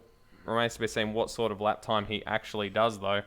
As he crosses the line now with a 1:17.8. Not too bad a time. That is probably a little bit... I reckon he's going to end up higher up than 7th, or higher up than 8th, rather. Turn our attention to his teammate, Zach Baker, in the Zach Baker Racing team. Apologies if you're still experiencing some stuttering. Our bit rate is a bit low at the moment. Unfortunately, nothing much we can do about that right now, except hope that it improves. Sorry about that. Absolutely. It's honestly, it surprises me how well it works 99% of the time, because when you think about how much stuff is going on and it's all being streamed live to you in high definition, sort of high definition, and decent frame rate. John McDonald talking about 203 land. You talked about 203 land a hell of a lot during the Bathurst 1000, I recall. There was a lot of that. There was a lot of that. There was a lot of filling going on, which even it was an exciting race, but even still, it's 1,000 laps. No, it's not 1,000 laps. It's 1,000 kilometers. That's what I used to think it was 1,000 laps, and which would be a week's long race. I think. My dear colleague here isn't quite the Supercars fan everyone else is, but that not. gives you an interesting, a different perspective to a lot of, compared to a lot of other commentators in this field. I guess so.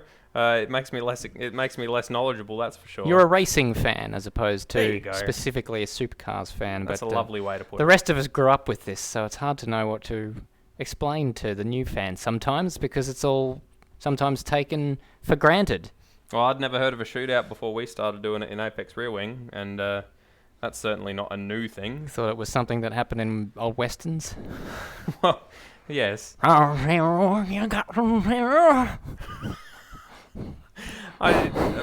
The lack of commentary cam is really hurting this performance tonight, because you should have seen the little wiggle of the hips that Stairs just did for me while lifting. I was getting my 6 shooters out. Zach Baker has pulled out of the lap, Mad Bird. I think he's got a track cut, so Zach Baker will be starting from not going to set a lap. So have we got our next car on track? We do. It is Brody Steen. He'll be out on track for a little bit longer than he was expecting to be, or he'll be on camera for a little bit longer than he was expecting to be. He probably won't know that. No, probably not.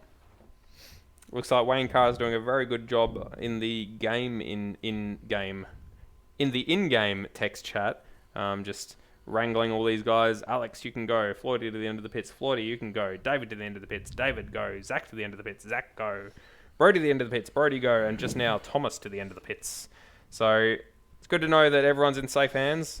Thomas McMillan being the Thomas in question who is just heading to the end of the pits. Finished his dump. Apparently would like a rating still on where it is on the Bristol stool chart. Fuel dump, I mean, because you don't want to start the shootout with too much fuel on board. And would love for Thomas to not bin it on his lap, so I can get another $10 that I'll never get. Brody Steen starts his lap now. Absolutely. Decent result for Brody Steen in the first race. More than decent. Second place. And looked like he could have won it at one stage, but Ethan Warren just too fast in the end caught up to him. But still, not slow and can be pretty pacey when he wants to be. So it'd be interesting to see how he does in his shootout lap. It's been a pretty clean lap from him so far. I didn't think he attacked the curb too aggressively at the chicane. Now I'm getting them confused the opposite way that you were getting them confused.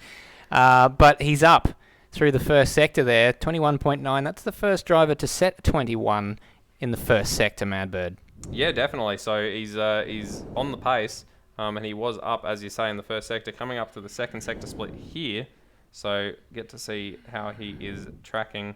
It looks pretty decent, although, as I say that, he is 2.6. He is 0.26 of a tenth down. Not recoverable, though. I think he could somehow find this time back if he has a dynamite middle final sector, I should say. Middle final sector. The middle of his final sector needs to be dynamite. Well, the end of it and the start of it, ideally, too. Bit of a wiggle out the final corner there.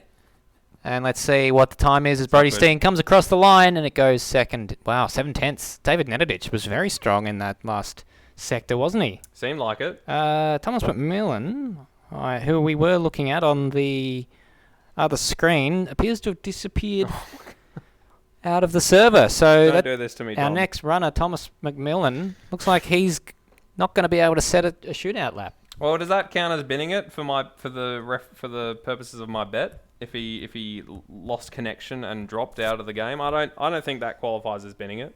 Well, personally, something binned it. And I mean, if it does, then Ethan, you can chase up Lewis Kugeley for the $10. I can guarantee you won't get it. Well, Dominic Ferraris has been given the go-ahead to go. Yep. So I wonder if Thomas McMillan's able to get back in. I wonder if he will be allowed to go. I doubt it later on, but yeah, usually the go is that if you drop, then it's too bad, unfortunately. So Thomas looking at starting from 10th if he does get back in. He rushed his crap for nothing. Is Thomas McMillan Perth based as well? Well, he's based. I don't know where to. Melbourne, I want to say. I don't know. Cool. I was just wondering if that thunderstorm is still wreaking havoc over there. Thomas McMillan has entered the game, so he's back. Yeah, but I think it's too late. I reckon it will be. I don't think he's gonna get the chance to go. But again, he didn't bin on a lap. Big shame. Big shame. Big shame. Very big shame.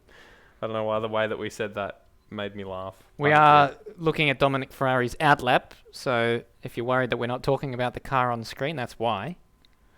Because his outlap isn't going to do anything. Well, I mean, it will propel him from the pit lane to the start of his hot lap. Well, that's true, and that is the purpose of it, of course, as well as warming tyres and brakes and all that. There it is. So Thomas McMillan has entered the game. Thomas McMillan, can I do my lap? Colin Warwick, no. Well, it's in the rules. It's in the rules. Even if you exit out of practice, you can't qualify. So that is a shame for Thomas McMillan. The reason is because they have limited sets of tyres, so when you exit out of the game, it resets that, and it's not fair on the others. So Dominic Ferraris starting his lap. Oh, I like that. Yeah, very, very tidy through the centre chicane. Shooting on down towards turn 4. Nice and tidy, doesn't get too much curb. Just kisses the wall in a platonic way. And has to be up there for one of the most improved Dominic Ferraris, and he's up by a significant margin through the first sector there. Almost 4/10. 4/10, yeah. I thought this center chicane looked pretty good. Absolutely. He's all over those curbs, but it doesn't seem to be affecting his pace at all. I think that's pretty much ideal. I haven't seen him make a mistake yet. Down to turn 8. Little roll out of the throttle, just kisses the curb on the inside, takes it all the way out to the exit wall. That is a fantastic job. Gets the braking down to turn 9, kisses the apex nicely, just touches the edge of the line on the exit. This is a beautiful lap, and he's found another 1/10 of a second. He's there. up by Whincup. So David Nenadic might be worrying a little bit that his benchmark is going to be toppled here by Dominic Ferraris. If he just gets this last corner, a little bit of a wiggle under braking, gets it stopped there. Can't see from that angle if he got the apex, but it looks like he has. And straight to the line, Dominic Ferraris takes pole position provisionally by 1 second. Dipped into the 16s as well, 16.8. So very good time there from Dominic Ferraris. John McDonald in the chat saying he's binned it. No, he didn't. His connection binned it. That is a completely different thing. If you left the pit lane, then it counts. Nope. Don't agree. Brappo saying binned it out of existence. Also don't agree. Right. Jake Maloney on I'm going to elect not to have an opinion on that one, since you're standing. No, please, have an opinion, Stairs. What would you say? Oh, I'm actually on your side. Yeah, good man. I just like the theatre. The theatre of saying, I'm going to not have an opinion. The theatre of disagreement. I'm going to stay out of it. I don't want to get between you two gentlemen. Oh, Jake Maloney was absolutely to the grass on the entry to the corner, final corner on his outlap. That was just precision. That's what that was. That was stunning. I do like the, I imagine that it's a different colour on Kurt's car, but I quite like the yellow mirrors and the yellow little, the shelf that the Holden patch is on. Yeah, shelf is a good word shelf, for it. I couldn't think of another word. It's a bit of a slope on it, so you might find... I don't mean that in a racist sense. I just mean... You've made it worse. An angle. Joe De La Rosa asks, after race concert, I do believe Mad Bird will be doing a rendition of Horses at the end of this race. I mean, I'm game if you are. Oh no, it's just you. It's just solo. If Daryl Braithwaite was a one-man band. No, I mean, I'm game if you are to kill our audience for the rest of the season. Okay. Yeah, maybe not. Well, Pull up the lyrics. I don't know them off the top of my head, but I'll give it a red hot go. it involves horses. Thanks. Not a very good photographer, Daryl Braithwaite. Jake Maloney hasn't set the world on fire with his first sector, but he's found time back through the middle sector. It's mighty close. 2000s. Ooh. He went a little bit Schwarzenegger there. Thousands. 2000s. Well, how did he do the final corner? I think that's cleaner than what we saw from Dominic Ferraris. He's a little bit wide of the apex. How much speed did he carry through? This will be the answer. We'll find out in a few short moments. Jake Maloney does it. 300ths of a second, and Jake Maloney is the provisional pole sitter. Very well done. Despite me trying to remember the lyrics to Horses, I was enraptured. You don't have to. I was enraptured throughout that lap. Sean Allen next out on track. I was saying, Daryl Braithwaite, not a very good photographer. The Daily Telegraph made quite a to-do about him, giving them a bunch of photos that he took at the recent bushfires thing, benefit, whatever it was called. And honestly, kind of crap. Oh. Yeah, I've seen better photography from students. Oh, yeah? Friend of ours? So Sean Allen nearing the end of his lap, or at the end of his out lap rather, to begin his hot lap. Nice line through the last corner, gets it nice and lined up for the shoot on down towards the chicane. How many people we had drop? Just Thomas McMillan. Well... Oh, between races? Or? No, from the shootout, because we only got 6 times on the board. Oh, that's right, we did have someone... Zach Baker did not set a time. That's right. So we'll end up with 8 times on the board at the end. So Thomas McMillan and Zach Baker will be those starting in 9th and 10th. Wonder who starts. Thomas McMillan dropped out after Zach Baker cut the corner, so I guess Thomas McMillan would start from 9th. Apologies, we didn't have any car audio there. Now we've got that fixed. First day of school, everybody. I think our bitrate is back to normal as well. We've got green. It's there. It's coming back. It's coming back in time for race 2. Sean Allen just brushing the wall there.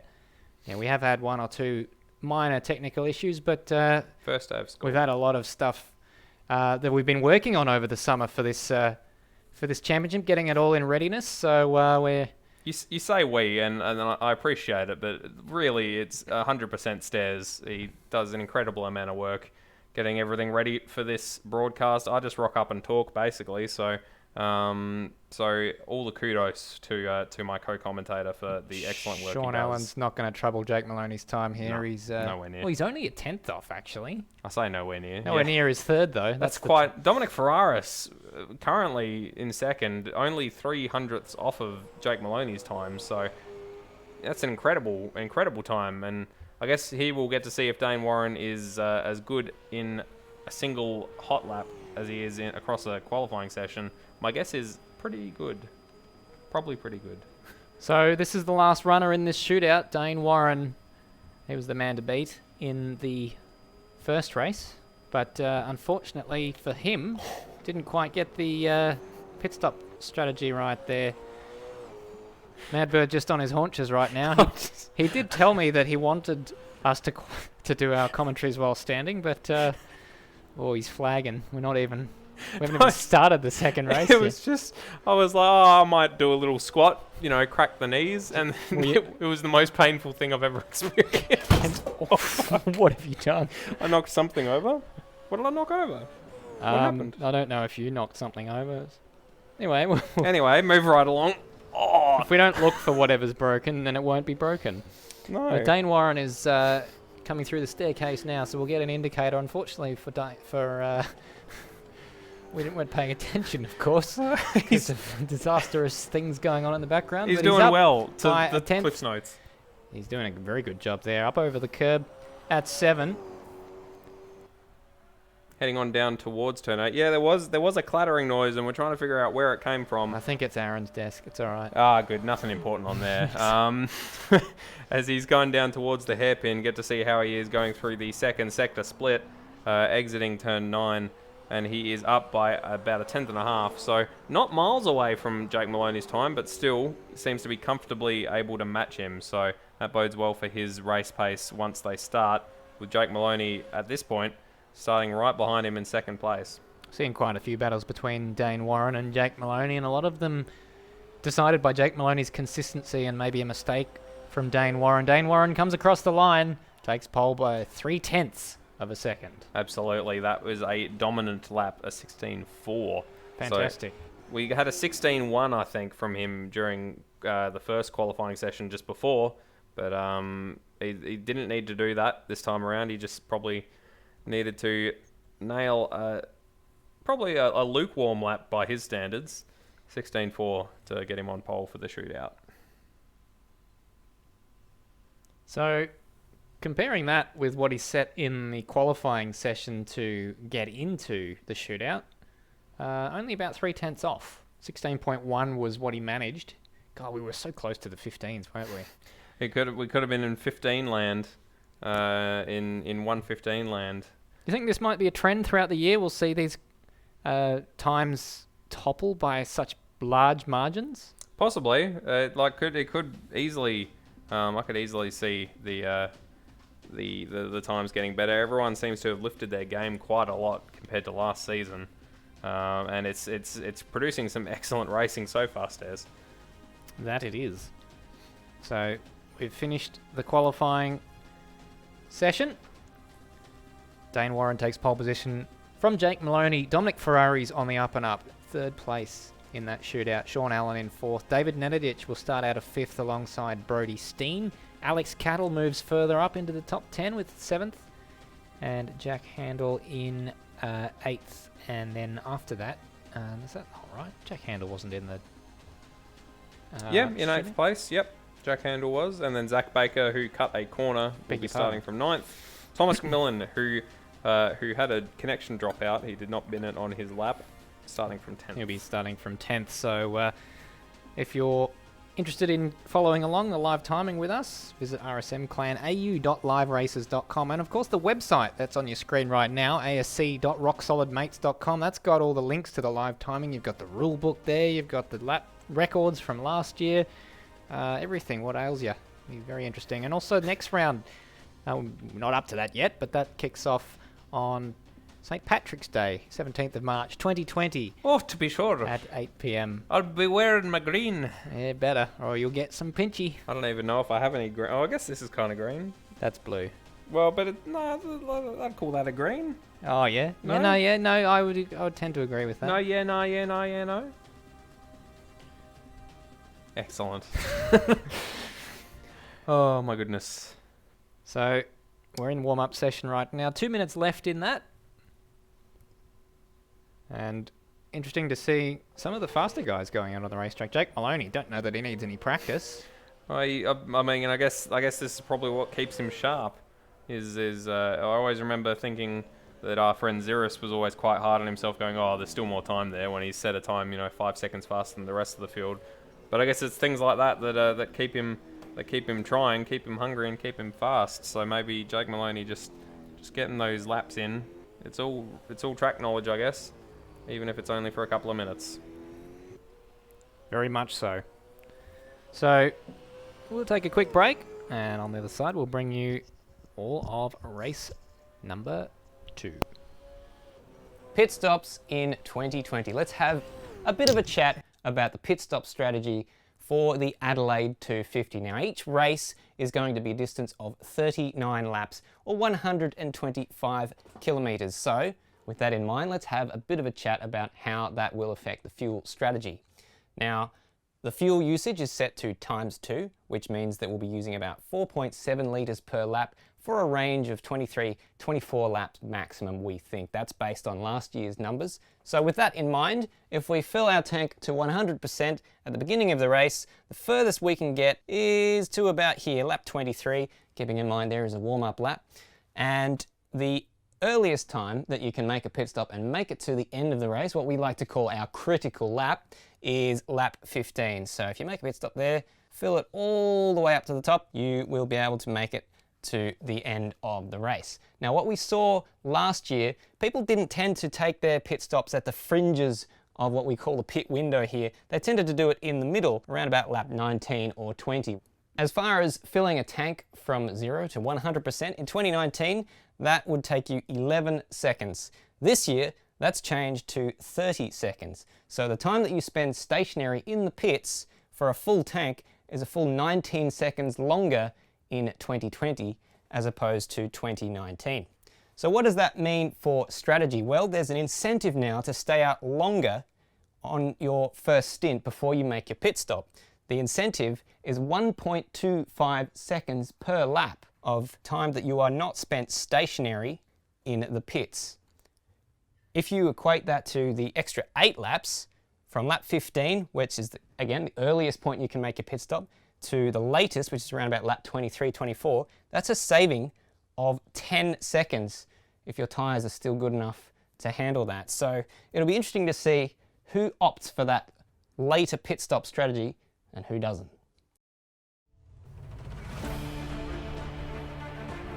Welcome back to Adelaide for the second race of the Adelaide 250. It's going to be exactly the same length as the first race, 39 laps or 125 kilometres. The track record has been absolutely obliterated tonight, 1 minute 17. We're well into the 16s, almost in the 15s now.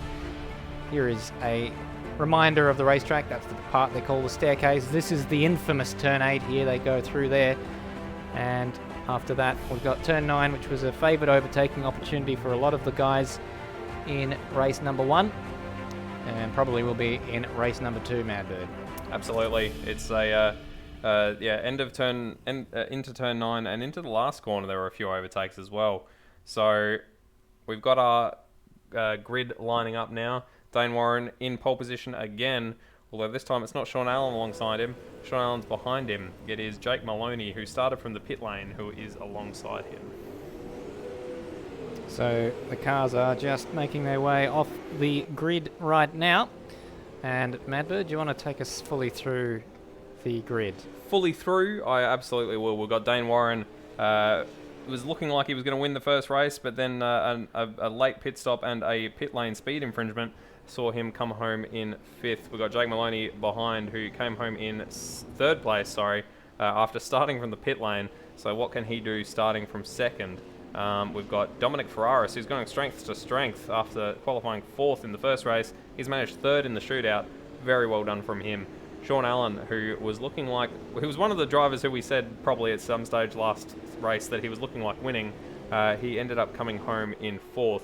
Still a decent result. And where he starts from for this race, Brody Steen, his teammate... David Nedidich in 5th place, who had a... kind of was never anywhere in the first race. I think he DNF'd. Hopefully we'll do better starting from 5th this race around. Brody Steen, who I was just mentioning, who came home in 2nd place in the first race. So very good showing for a race on Oz. Behind him is Alex Castle, another race on Oz driver in his...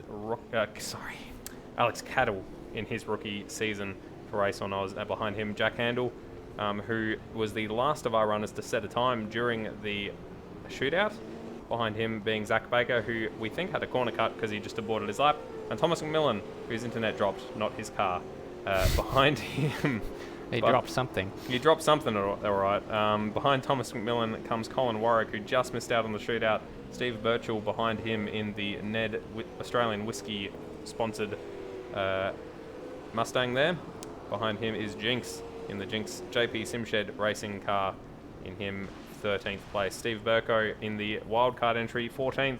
And 15th is Termo, who DNF'd unfortunately after a mighty crash in the first race.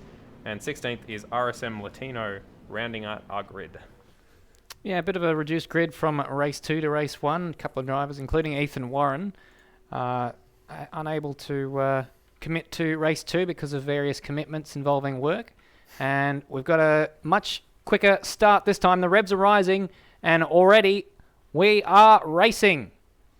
So it's a pretty even start from the front two, Jake Maloney and Dane Warren. And it's Jake Maloney, by the looks of it, who's going to get the whole shot into turn 1. And that's a great job from him. Absolutely. Fantastic start for Jake Maloney. Fantastic start too for Thomas McMillan, who gained 4 positions off the start, just jumped over about 4 other cars, and he's just jumped another one, Brody Steen, to get up into 5th place. So Sean Allen, sorry to cut across you there, cuts across in front of Dominic Ferraris at turn number 5 and gets 3rd place. Dominic Ferraris now in now down in 4th place, Yep. squeezed between Thomas McMillan, he's undone his internet dropout in incredible style. Unbelievable. And Dane Warren all over the back of Jake Maloney as they go into turn 8 for the first time in the race 2. So I can't believe that. 5 positions up from Thomas McMillan, starting 10th. So an aggressive start from him. Let's hope he can continue with that forward rate of progress. Dane Warren all over the back of Jake Maloney in these early stages. Absolutely. So Jake Maloney, I thought that his chance to beat Dane Warren would be to get past him at the start, which he's done. Dane Warren showing that he is not going to let him go, though. But, of course, we do still have 38 laps to remaining after they cross the line right about now. And we do have a pit stop at some stage in there, which, judging by the first race, might be an issue for Dane Warren, as he's all over the back of Jake Maloney coming through the chicane. And he's down the inside. He might have the job done into turn 4, and it looks like he does. He just gives Jake Maloney a tiny nudge, but manages to squeeze up, and he has taken the first place back. But Jake Maloney is still on the back of him. I think we'll see this position change again sometime this lap. Yeah, so Jake Maloney's not going to want to let Dane Warren get away, because tends to run away with things when that happens. He does. He absolutely does. Once he's off the chain, he is running for the hills. Sean Allen behind them, doing well to hang on to 3rd place, with Thomas McMillan overtaking Dominic Ferraris at some stage in the last lap. He is now in 4th place. An incredible start from his 10th. Oh, and as I say that, I've seen him spin there in the background. He has lost it. He is down into 10th. 10th place for Thomas McMillan. So I was just wrapping him up and singing his praises, and the inevitable happened. So I apologise greatly for that, Thomas McMillan. But of course, he binned it on the 2nd lap of the race. He did not bin it in qualifying, which is what my bet was. So my $10 remains in my pocket, unlike the $10 from Lewis Kugley, which I still have not retrieved. Dane Warren then is extending his advantage half a second, almost a second ahead of Jake Maloney, but that is the concertina effect tricking me a little bit there as they head through the staircase. Jake Maloney not falling off the back of Dane Warren, just hanging on to the back of him barely.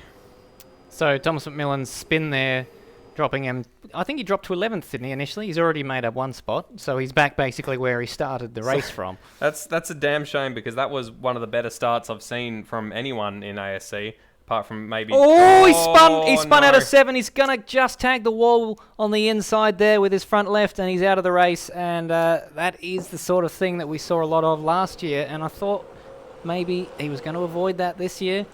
That is incredibly frustrating. Yeah. F's in the chat for Thomas McMillan, and indeed, Thomas yourself, drop an F for yourself, because that was a absolutely incredible first lap of the race, up 5 positions off the start, and...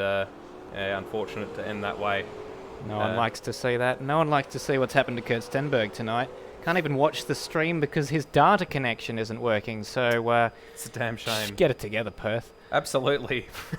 Perth, what are you doing? Yeah, what are you doing? Brody Steen coming under pressure here from Dominic Ferraris. Now, Dominic Ferraris was 4th at one stage, so one would think that he's had a bit of a mistake, but maybe while I was sorting some technical issues. Did you see he lost the position to Thomas McMillan.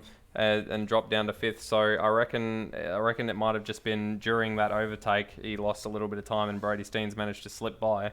Well, this looks like Dominic Ferraris is very keen to get that position back. To me, keen is one word for it. And David Nedidich is just behind him as well in another black liveried car.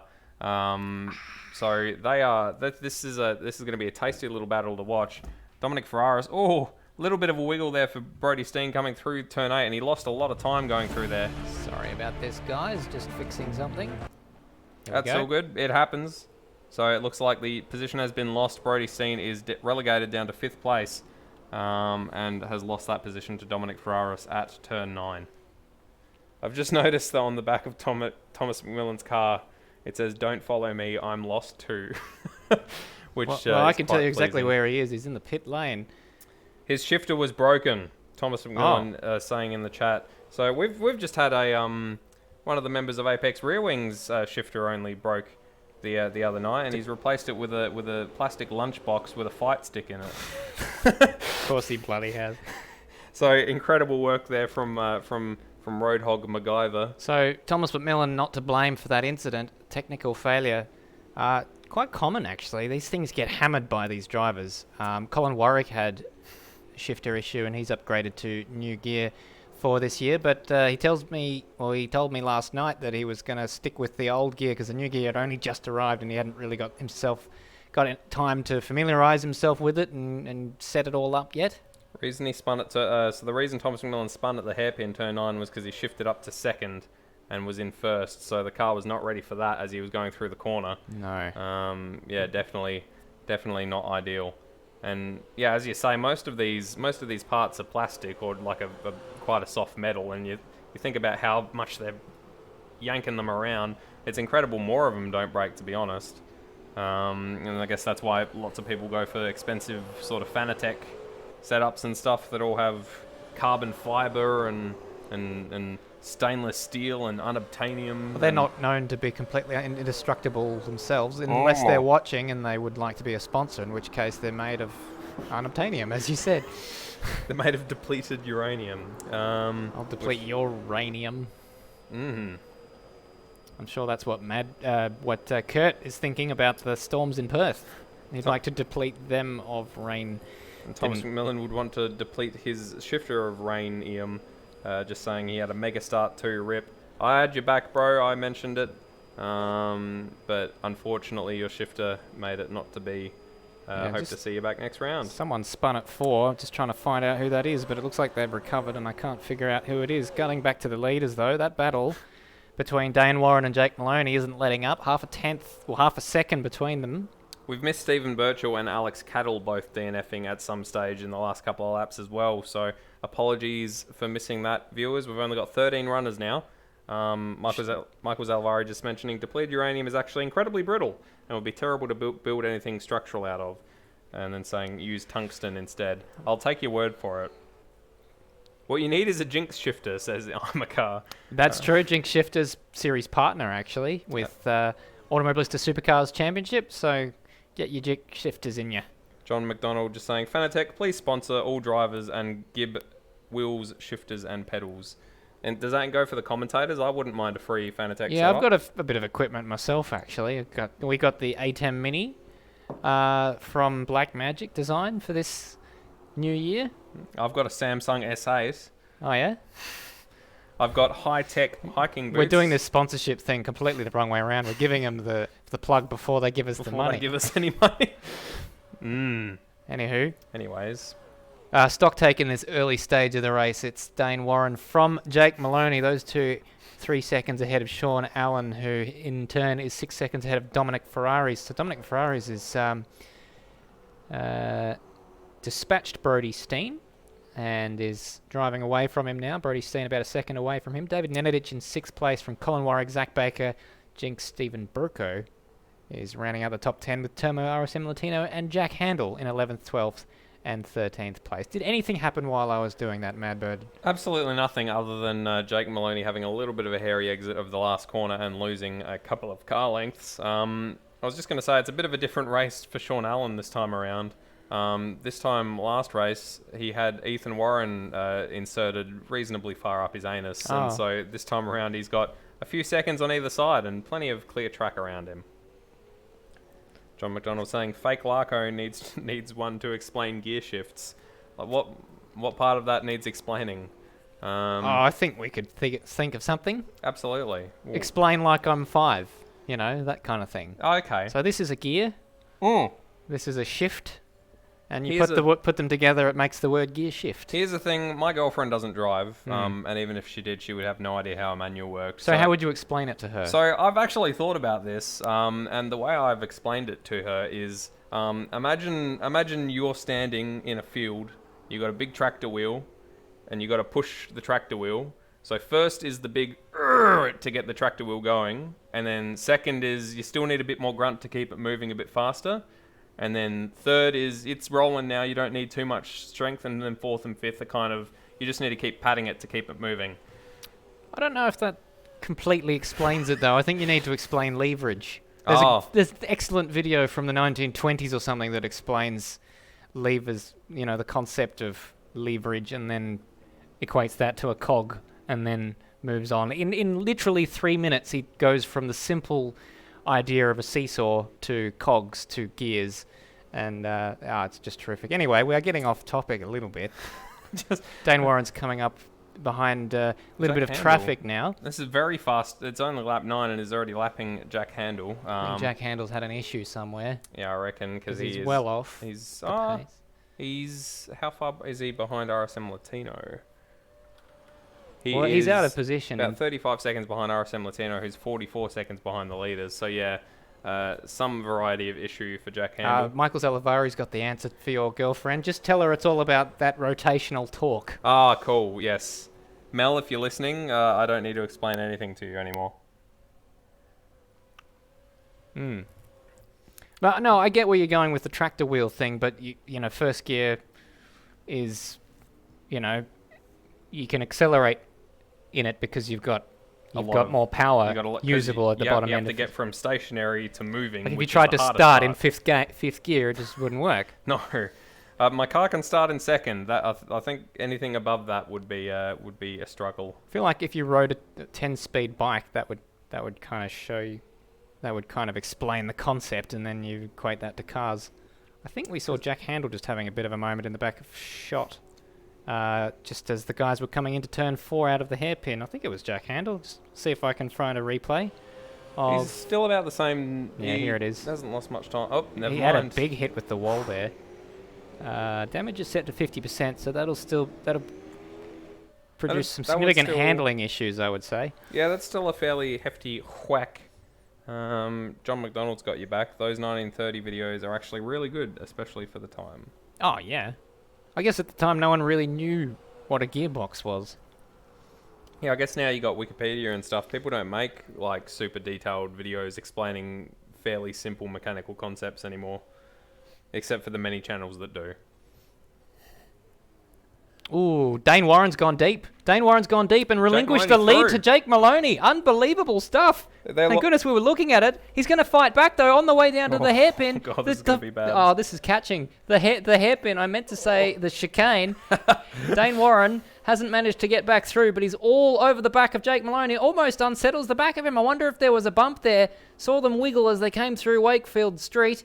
And Jake Maloney has hung on to the lead for the time being. This race is on. Absolutely. So as we were kind of looking at each other like, oh my goodness, it's getting a little quiet. It's suddenly not very quiet at all. Jake Maloney with a couple of tenths in hand over Dane Warren, which it really isn't much. It's not even a car length, or maybe about a car length, as Dane Warren is shooting behind him all the way down towards turn 8. And it's going to be a very fast turn in, as always, for that corner. Oh, a little bit of a brush on the wall for Dane Warren.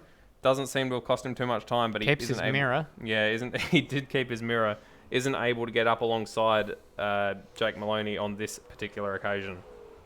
There's another great battle going on between Termo and Stephen Burko. We'll show you that if we can tear ourselves away from this, but for now we can't tear ourselves away from this. I'm sure you'll understand. Dane Warren looking to take the lead of the race back from Jake Maloney after he went deep here 1 lap ago.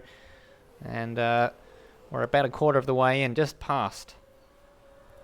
Yeah, so not as close this time as it was last time around. Dane Warren having to trail behind Jake Maloney. Scrapes along the wall there on the exit of turn 3. And Jake Maloney's off. What's Jake happened Maloney's there? gone into the runoff at turn 4. And he's almost cleaned up Sean Allen when Sean Allen's come around the corner. Sean Allen up on 2 wheels to avoid Jake Maloney. And now he's got the Trans-Tasman Racing guy for company. Well, here it was. It was an unforced error into the turn 4 right-hander. Well done. And he knew that he wasn't going to make the corner, so he elected to take the escape road. Yeah, that was very close with Sean Allen there, wasn't it? That was very well done from Jake Maloney, doing his flick spin as he was having his accident. And Sean Allen now He's suddenly come alive. He's had quite a lonely race so far, but suddenly someone's gone, I'll come back and have a chat to you, Sean, and he's absolutely talking his ear off. He only lost about 4 seconds with that entire off. was managed to flick spin it around and get it back on the racetrack. Well, and you've only seen lost that, 4 seconds. You've seen that video, of course, or you probably saw it live, of Valtteri Bottas at Monaco doing a very similar thing. Just he goes deep at one of the hairpins and he's flick spins it and he's I out have. again basically immediately. Back in his Williams days. This is another battle that's going on. I mentioned that a moment ago between Termo and Stephen Burko, second place finisher in yesterday's Super 2 races. And looking at a top 10 finish, if he can get past Termo, they both hit the wall. Mirror, mirror on the wall there at turn 8.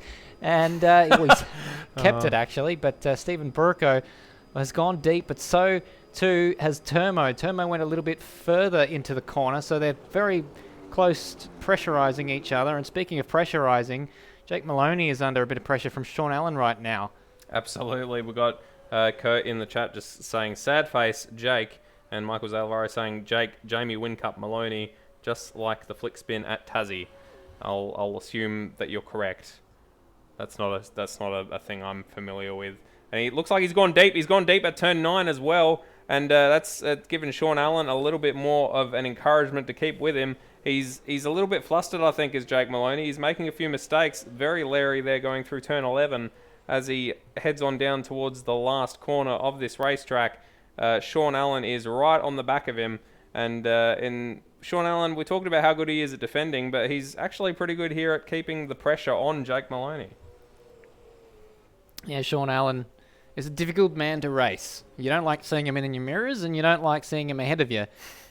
He's a clean racer, but my goodness gracious, he gives these guys a tough time. This is all to Dane Warren's benefit, who now has a 3-second lead, but we've seen something like that come undone. Now we've got this battle between Termo and Stephen Burko coming to a head, with Stephen Burko going down the inside at turn 9, and they're side by side through turn 11, and Termo's going to get back round the outside. Great job there. Switchback, as you said.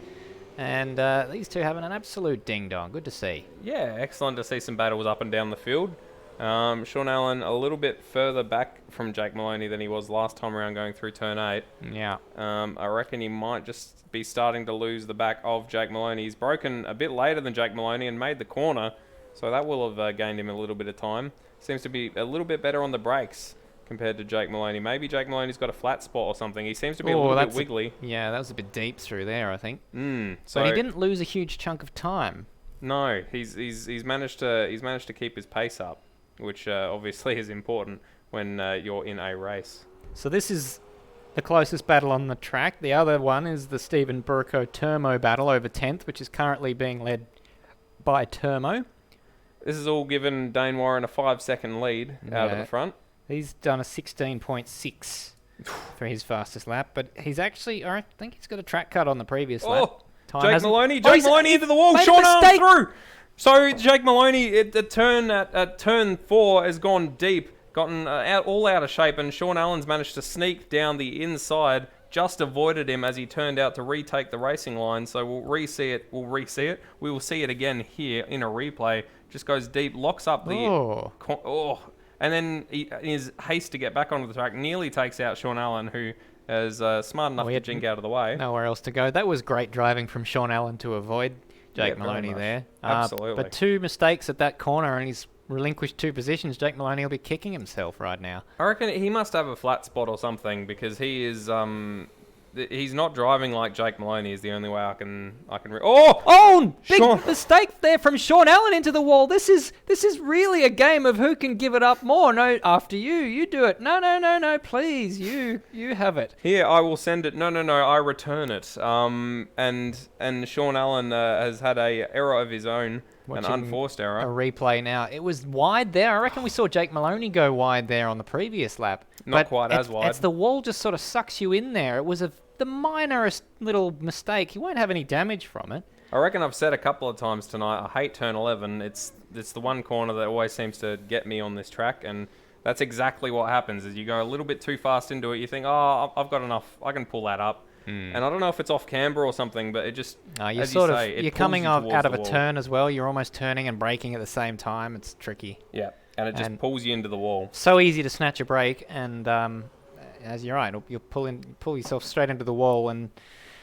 we've seen Sean Allen lose second place out of that, which, to be fair, was gifted to him half a lap earlier. So now it remains to be seen whether Jake Maloney will return the gift once again.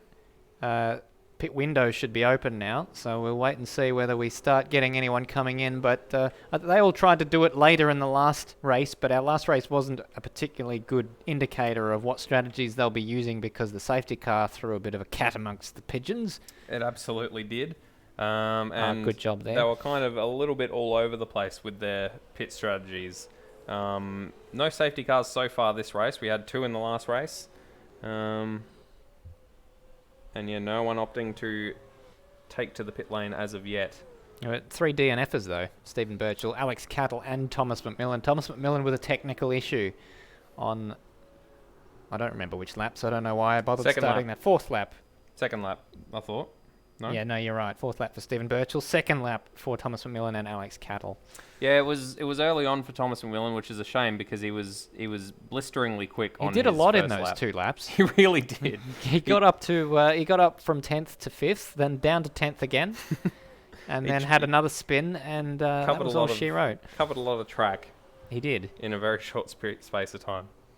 So Sean Allen is, I was going to say, dropping back. He's not quite on the back of Jake Maloney. He was very, very close in time in the first sector. In fact, they were both.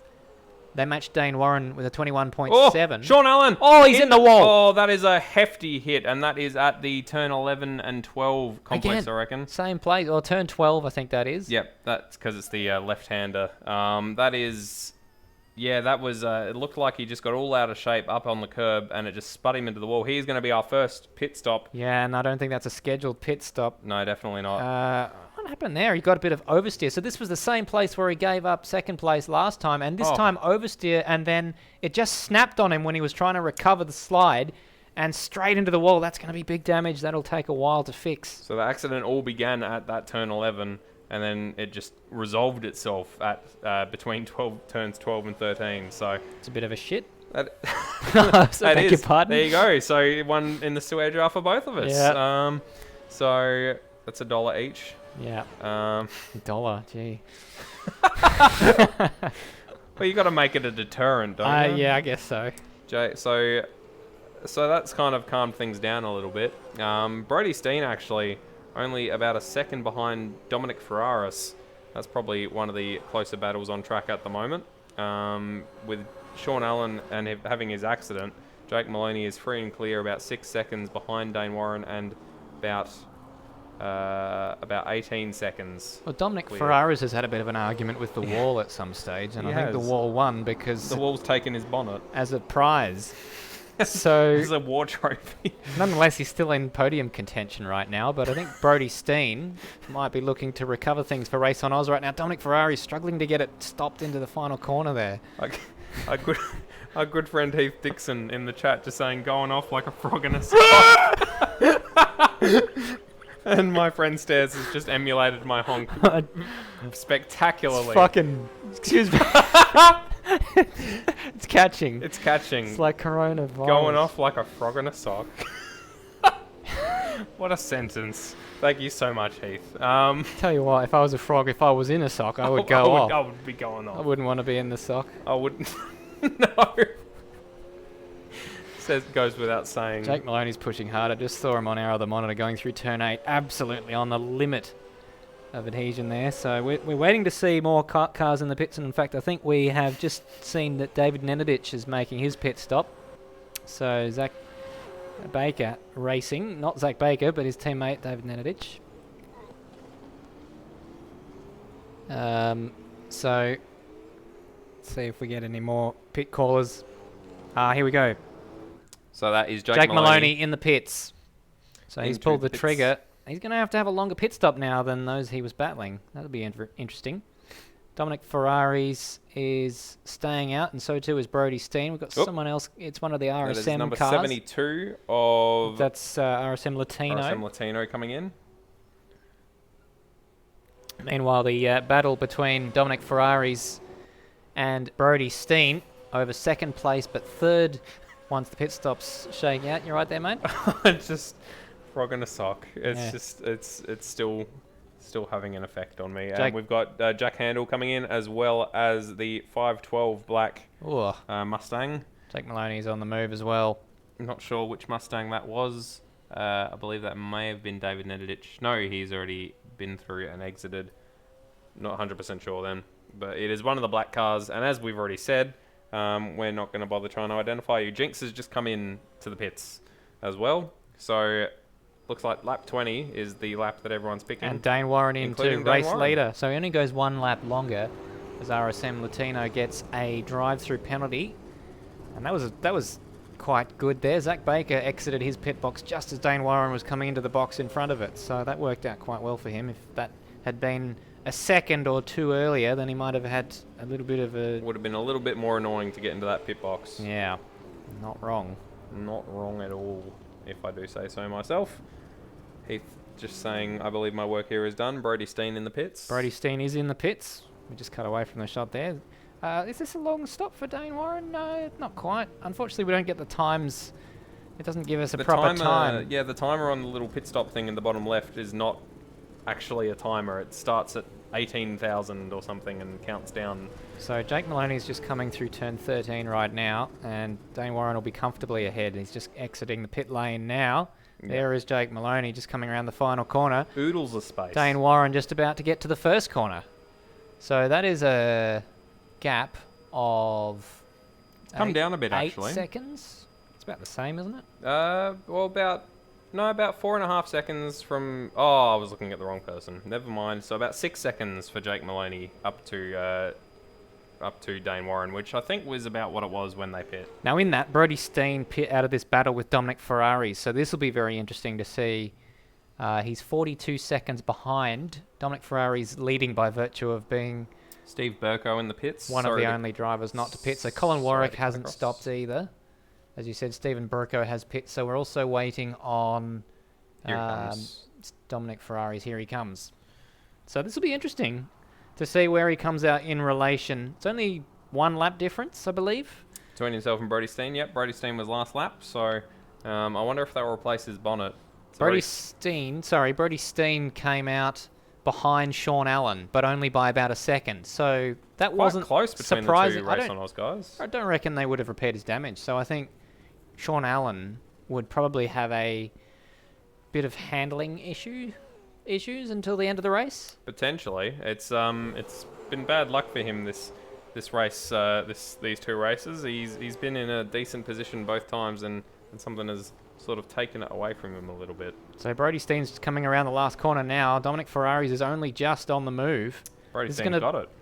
Oh, he's close to the pit exit though. Here comes Dominic Ferrari's. Here comes Brody Steen. You're right, he does have it, and quite comfortably now. That's a gap of 4 seconds and climbing as poor old Dominic Ferrari still has to get up to speed. So that could be a fuel calculation difference. Could be. It could be that, yeah, Brody Steen might have put in exactly how much he needed. He might have put in too little. Could be that he's underfueled himself. Turmo in the pits as well. I think he might be the last of our pitters. So I think that this new aspect to the pit strategy with the slower fuel rate is going to play into the hands of those who are better at fuel saving, and one man that we know is good at fuel saving is Lewis Wedding. Steve Burko into the wall, I think at turn 11. Another one bites the dust at turn 11, so that's a shame for him. He's gotten going again, so not too much damage, but still a little bit annoying. RSM Latino still with that drive-through penalty to serve, has not done so yet. Fastest lap from Jake Maloney. He's just done a 16.6. 5 seconds, it's 5.5 seconds. It's not much faster than Dane Warren's fastest lap. It's 3 thousandths faster. But nonetheless, it's faster. Dane Warren will be feeling the pressure. 5.8 seconds out in the lead, though. He does seem to have this race under control. He's negotiated the pit stop phase, which for a Warren brother, or at least Dane, can be a little bit tricky. Absolutely. Can definitely trouble him somewhat, but at the moment with a 6 second advantage, he just needs to keep it clean towards the end of the race, or till the end of the race. Pardon my mumbling. Well, now Jake Maloney has a 15-second advantage over Sean Allen, who's got ahead of Brody Steen. Or was he already ahead? I think he was already ahead. He was already ahead, but only by a second or two, so he's extended that advantage. So despite having a big crash, still ahead. We'll keep an eye on the lap times though, because Brodie Steen, presumably with a car that's a little bit less damaged than Sean Allen, so put a bookmark on that one. Race on Oz, looking good for a podium though, it has to be said. They've got one and a spare, an air and a spare as they say. The air and the spare. Dominic Ferraris in 5th place, so he's dropped a couple of positions, and as you can see from his lack of bonnet, he has had a bit of a bingle with the wall. He's getting a bit of fresh air. He's getting a lot of fresh air in that incredibly flat, low polygon engine space. Mucking fabulous. David Nenadic in 6th place. He's having a bit of a lonely race, but having said that, David Nenadic has Colin Warwick behind him, and if we look at the lap times, a little bit slower from Colin on the previous lap. Colin's actually just registered an 18.8. That's about half a second slower than David Nenadic, so Colin's got a bit of work to do there. He's got a big gap behind him to Zach Baker in 8th place, with Jinx in 9th place, and Turmo in the top 10.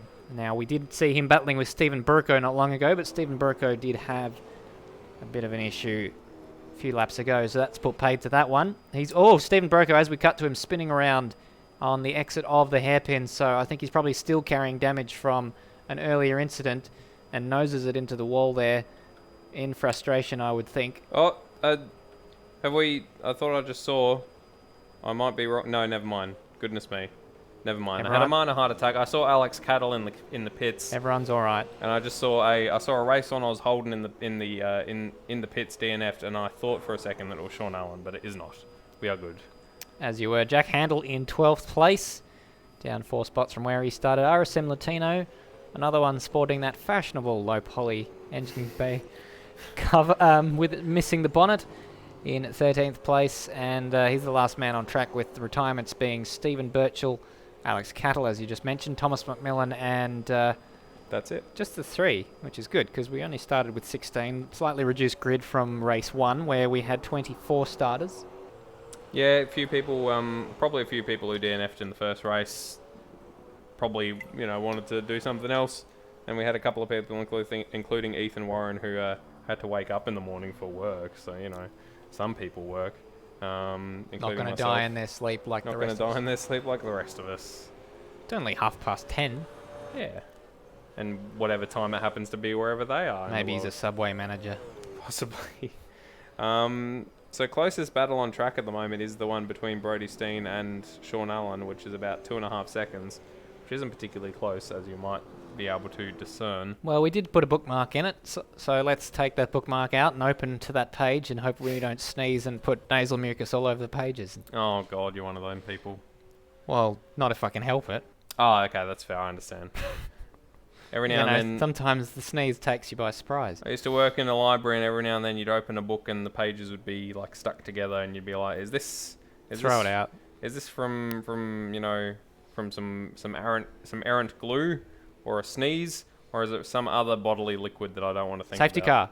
Safety car. What was that for? What Good question. Okay. David Nedidich and Dominic Ferraris have had a coming out of the chicane by the looks of it. They are both stationary between turns 3 and 4.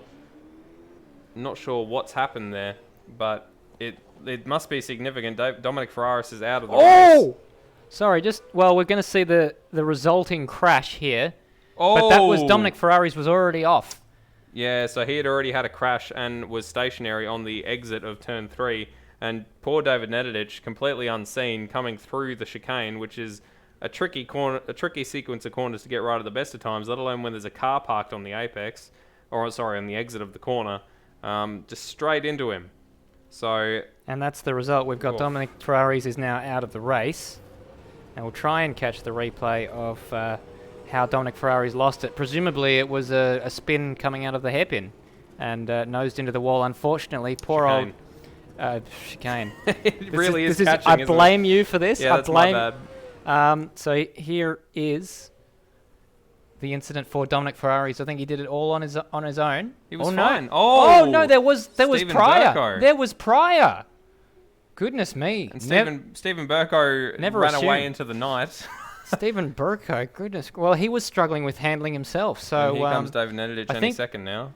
Dominic Ferraris would have been lapping Stephen Burko, and Stephen Burko probably took Dominic Ferraris a bit by surprise with the hobbled nature of his car, and that's the result. That was a hefty impact.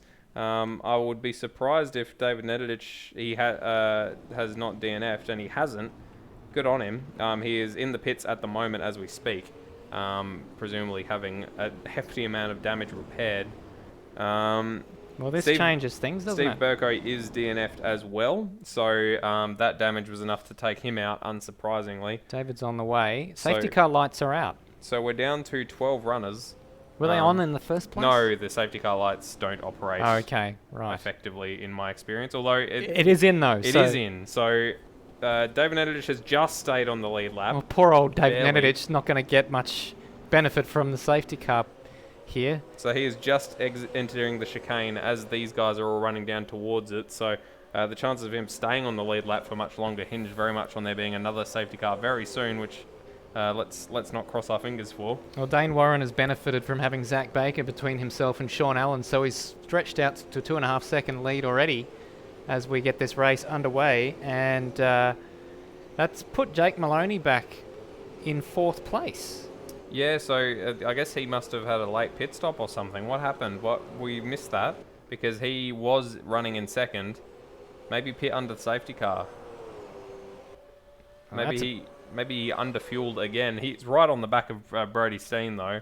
So How can he have underfueled? how long he will remain in 4th place is yet to be seen. Well, who were our last pit stoppers? Termo, out of the front runners, I think Brody Steen was the last one to pit stop. Well, Brody Steen putting Jake Maloney up on the curb. Jake Maloney not getting the traction there out of turn 9. Oof. And he's going to try and get up the inside through turn 12 if he can, but I don't know that that's a possibility, although we just had Brody Steen lag behind Jake Maloney there. That's weird.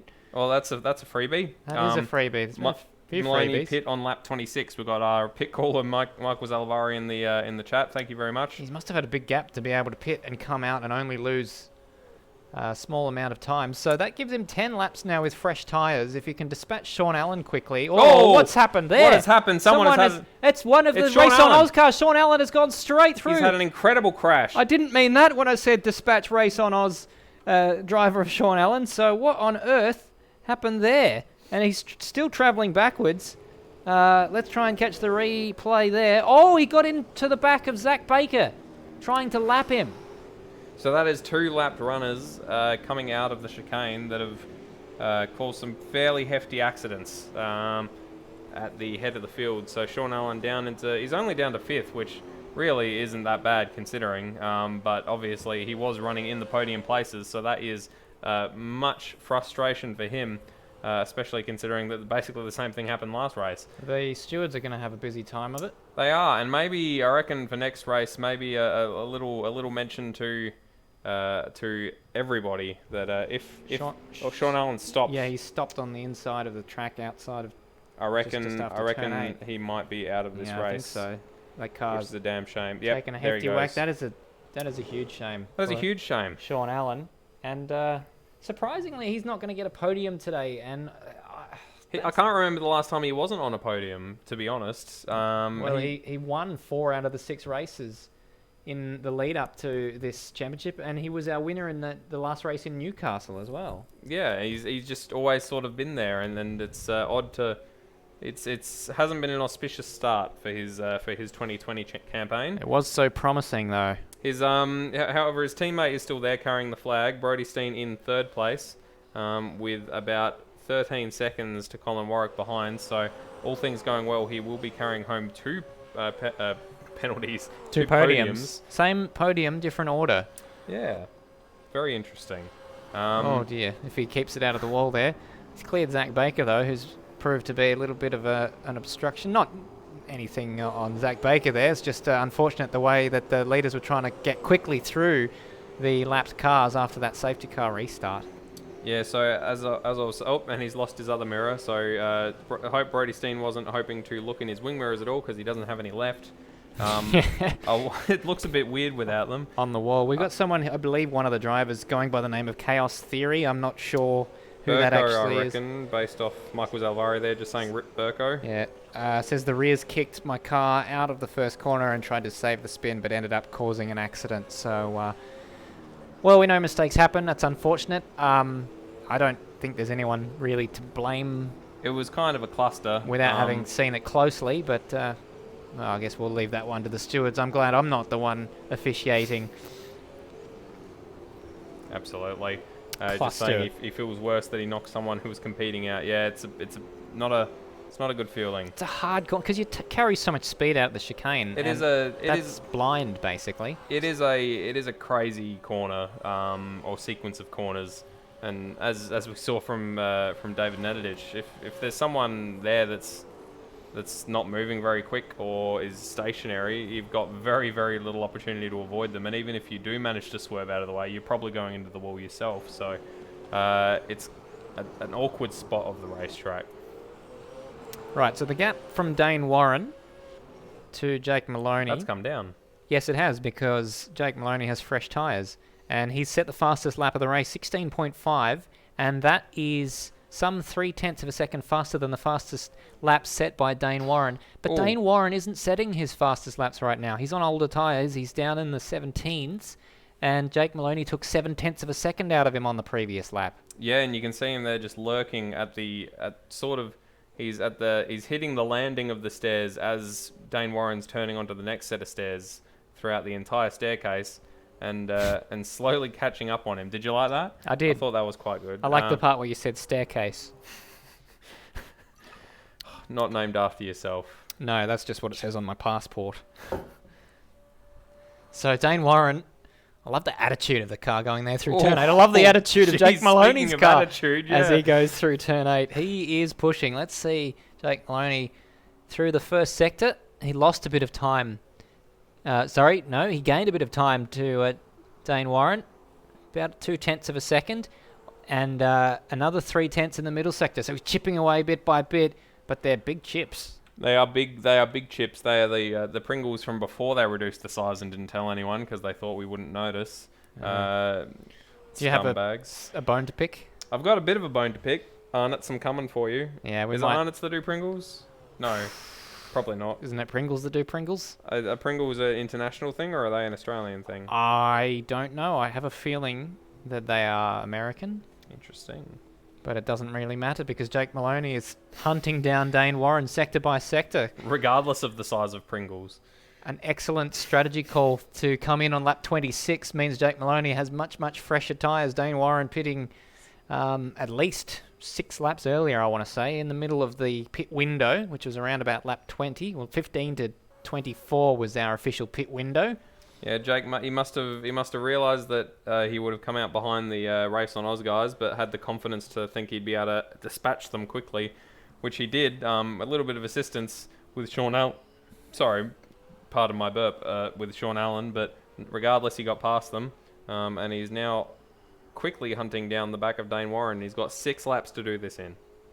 Chaos Theory, also known as Stephen Burko, saying, still had great fun. Racing was quite a battle and happy to get 13th in the first race. Well, congratulations on your great result in Super 2 and earning the wild card. I echo Michael Zalivari's sentiments there, and hope to see you in the main game again. Absolutely, yeah. It's always good to see some unfamiliar names. I recognise your name, but people that we don't usually see in the main series are hopping up as well. So brings an interesting element to the racing. Jake Maloney now 2.4 seconds behind Dane Warwick. It's kind of tricky to gauge the times going through the staircase because it's basically concertina after concertina and the times are going all over the place. But I reckon that the gap has come down.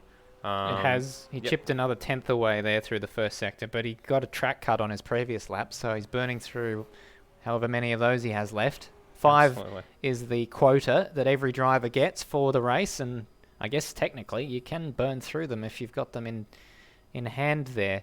It's in the shot, Dane Warren. That carrot will be very incentivizing for Jake Maloney. Almost under 2 seconds is the gap.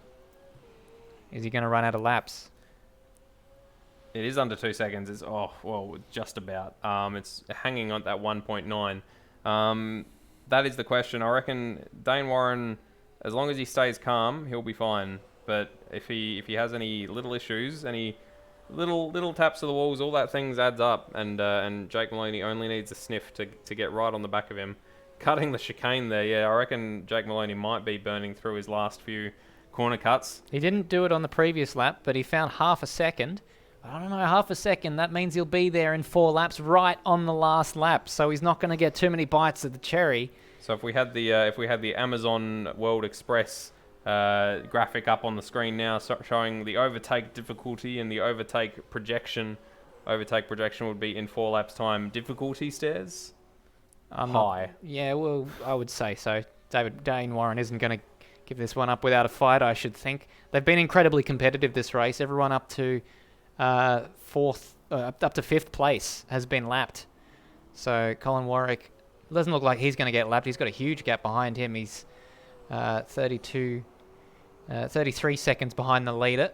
So he's quite safe on the lead lap, but he is the last man on the lead lap. Someone in the pits. Yeah, I heard that. I'll just quickly hop through Jack another Handel. one. Yes, indeed. So late pit stop for him. Maybe damage. Maybe going for a faster slap. Who knows? Or just underfueled. Probably. He's got a bit of work to do to find 4 seconds. He's 20.1 is his fastest time in this race so far. Oofed.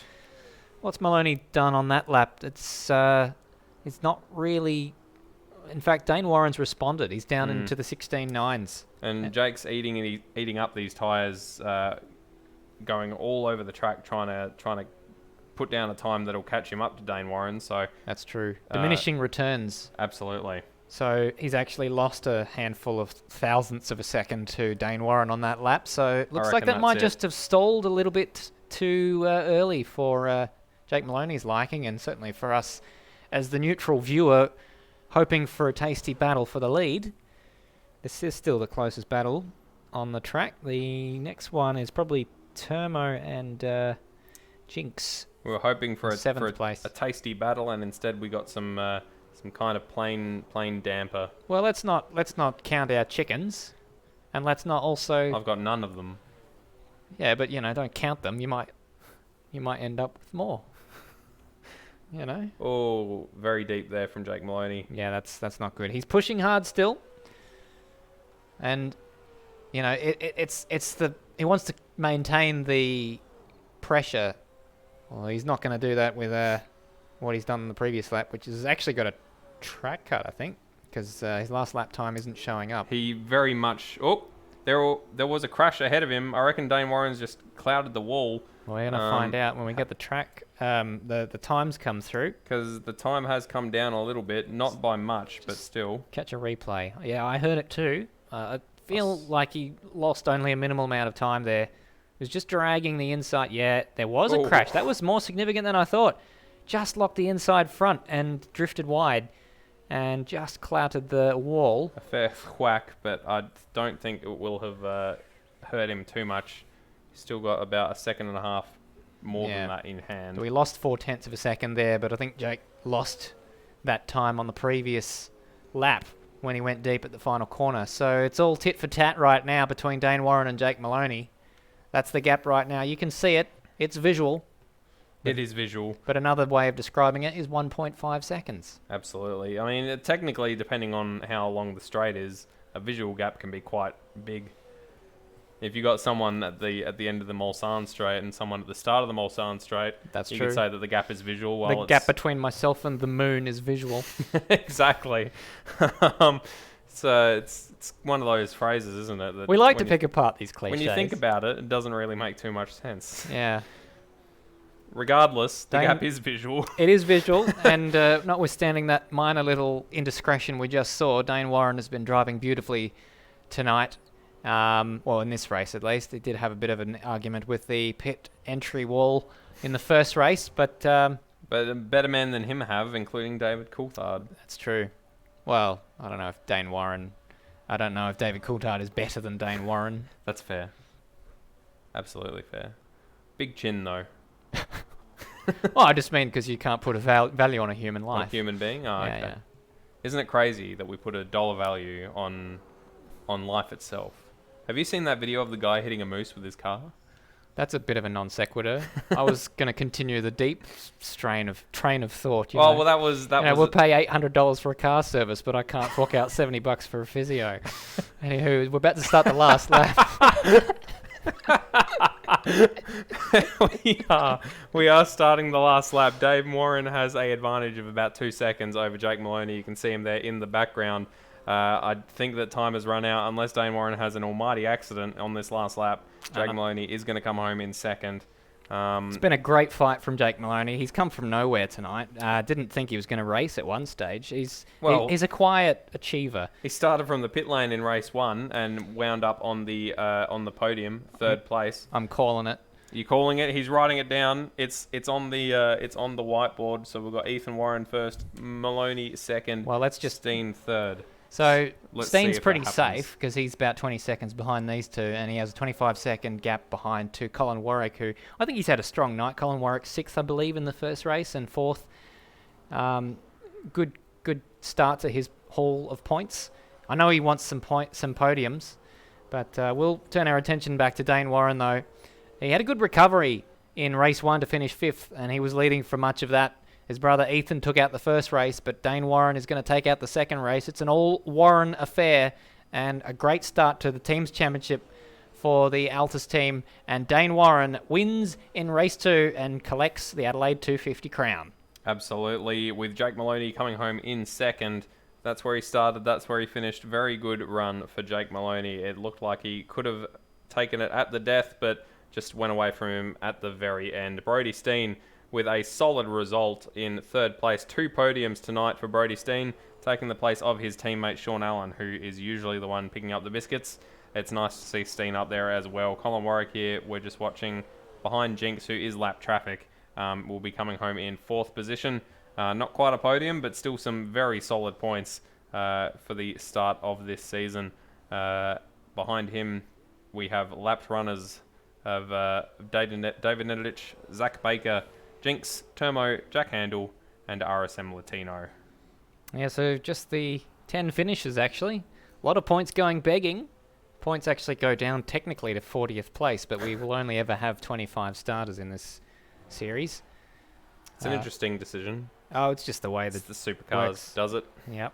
It certainly rewards consistency, and we certainly saw that last year with Kurt Stenberg being the most consistent driver, even with the 2 drop rounds, which favoured those who missed rounds. Despite not winning a lot of races compared to his main contenders or main co-tagonists of Jason Maloney? Jake Maloney and Ethan Warren. Or Dane Warren.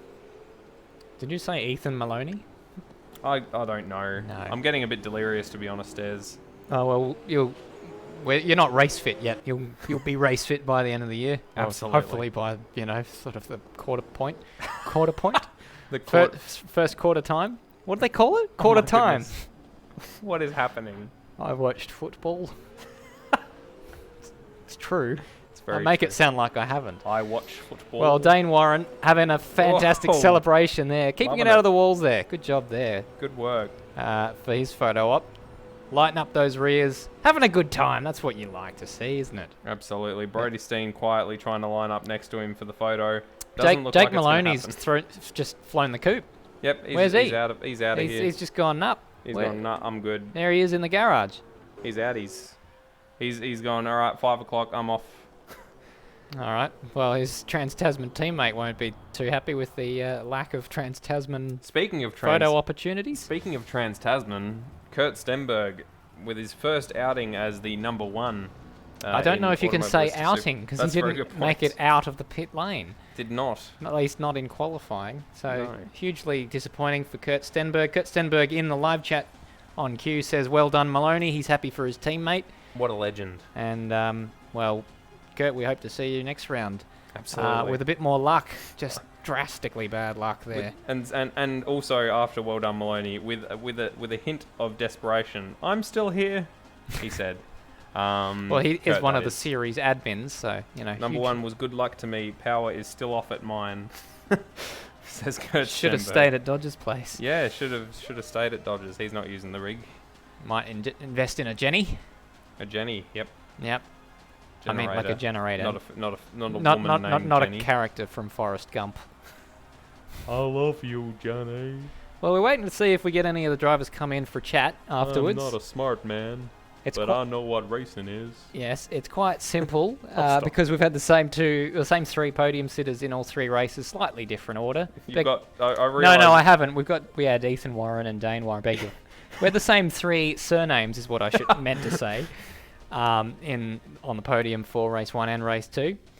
Ethan and Dane sharing race win honours. Brodie Steen and Jake Maloney sharing second and third honours, with Brodie Steen coming home second in race 1, Jake Maloney coming home third in race 1, and then those two positions swapped for race 2.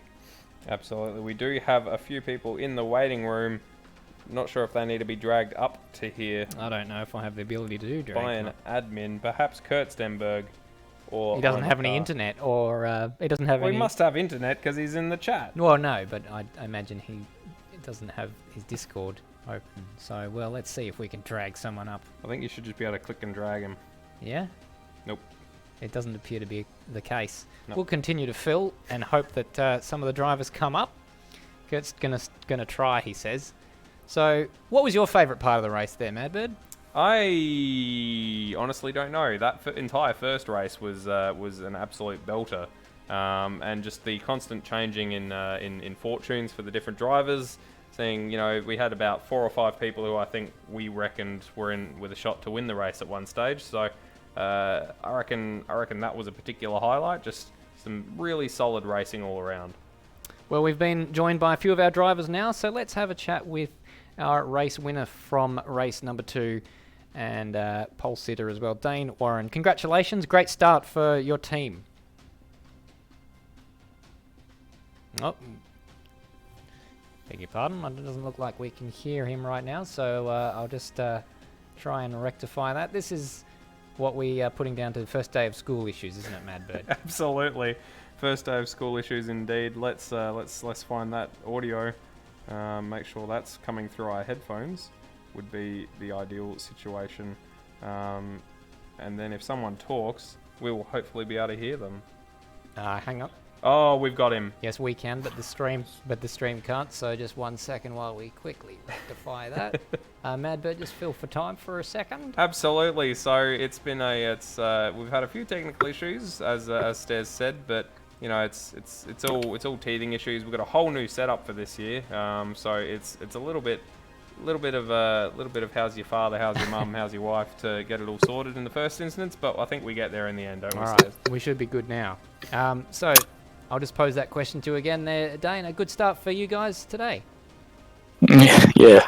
Of course, can't complain. Obviously, the first race was a bit average, but second race was really good. It was really good fun battling with Maloney there, and even though we got caught up in the mid-stint, it really came together at the end. It was quite hard.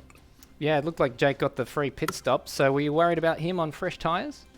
Absolutely. There was a point where I was looking at my leaderboard and I just saw like 0.5 per lap coming down, and at that point I was just trying to keep it as consistent as possible, and whatever happens, and yeah, came out on top this round.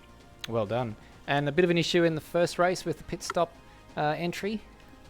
Yeah, similar thing I did in A-Series, ironically enough. I missed the braking for the entry and ran into the wall, and then pit limiter button must have not come on or something, and I spit in the pit, so that was a drive-through, so that ruined that race. But yeah, it was alright besides that. Fantastic. Well, congratulations on some excellent pace tonight, and topping that off in the best way possible with a race win in race 2. Yeah, cheers lads. Thank you. And Madbird, you got Jake Maloney there with you? I do indeed. Jake Maloney, the man that seems to be able to start from anywhere and wind up on the podium. Why was there a reason behind you missing qualifying for race 1, mate? And how did you find starting from the pit lane? Yeah, that was interesting. Yeah, I knew I couldn't make qualifying for race 1. I had to go out, but yeah, I got back and I was planning to start from the grid, but I somehow turned the car off and couldn't turn it back on. So had to make a move to the pit lane, and Start like 30 seconds behind the field, and yeah, the first race was just pitting into every safety car trying to get a fuel advantage, and I think I made like 4 or 5 stops in that race, and yeah, I was able to grab third, which was a good result from that position, and then yeah, the second race was fun as well. Good stuff. Yeah, I think we caught 2 or 3 of those pit stops in the first race, and we thought you might have been in with a shot to win it, but you must have still needed to fuel up a little bit more towards the end. Yeah, I think in retrospect I probably could have saved. I think other people on the pit on the same lap as me did save, but yeah, I went the other way and tried to get the short stop and charge to the end on fresh tyres, but probably should have saved in retrospect. But yeah, all in all, good. Yeah, absolutely. Considering starting from after Sector 1 from the pit lane, incredible result in Race 1, and congrats on the podium in Race 2 as well. Cheers, guys. Great broadcast tonight from what I've seen, so yeah. Thanks very much. Thank you very much, Jake. Brodie Steen, our other podium sitter, finished second in Race 1 and quite a race in Race 3. Brodie, how was the night for you? Pretty good for me overall. Race 1 really fell into my hands when the safety car came out right on my fuel window. I knew I had pretty good fuel economy from testing, so I figured I could stretch out a 24-lap stint. Absolutely, and you're unlucky for your teammate Sean to have a couple of issues in both races that kind of took him out of the podium contention, but you were there to snap up the pieces. Oh man, I feel so bad for Sean in that incident he had in race 2 there. Just caught out by a lap car. Not much else to say about that, really. Yeah, it's a bit of an couple of awkward little instances in that second race, claiming drivers' races. But regardless, decent results for yourself in both races, and Sean recovering to 4th in the first race. Some decent points for Race on Oz to carry on your team championship from last year. Absolutely, that's really our aim for this year, go for the team's championship again. And I think we started off pretty well, other than Sean's incident in race 2. Absolutely. Well, thank you very much. Back to you, Stairs. Thanks to our drivers there for joining us post-race, and a fantastic night of racing to open our account in 2020. It's been exciting from the off. I was off my off my seat, but we haven't got seats after qualifying 1, and it really only got better from there. So fantastic night in all. We're going to get going in about a month. We've got the 17th of March, the next race in Melbourne. In Melbourne, yes, Albert Park Grand Prix circuit. And we're looking very much forward to that one. That'll be an 8 p.m. start, Australian Eastern Daylight Savings Time.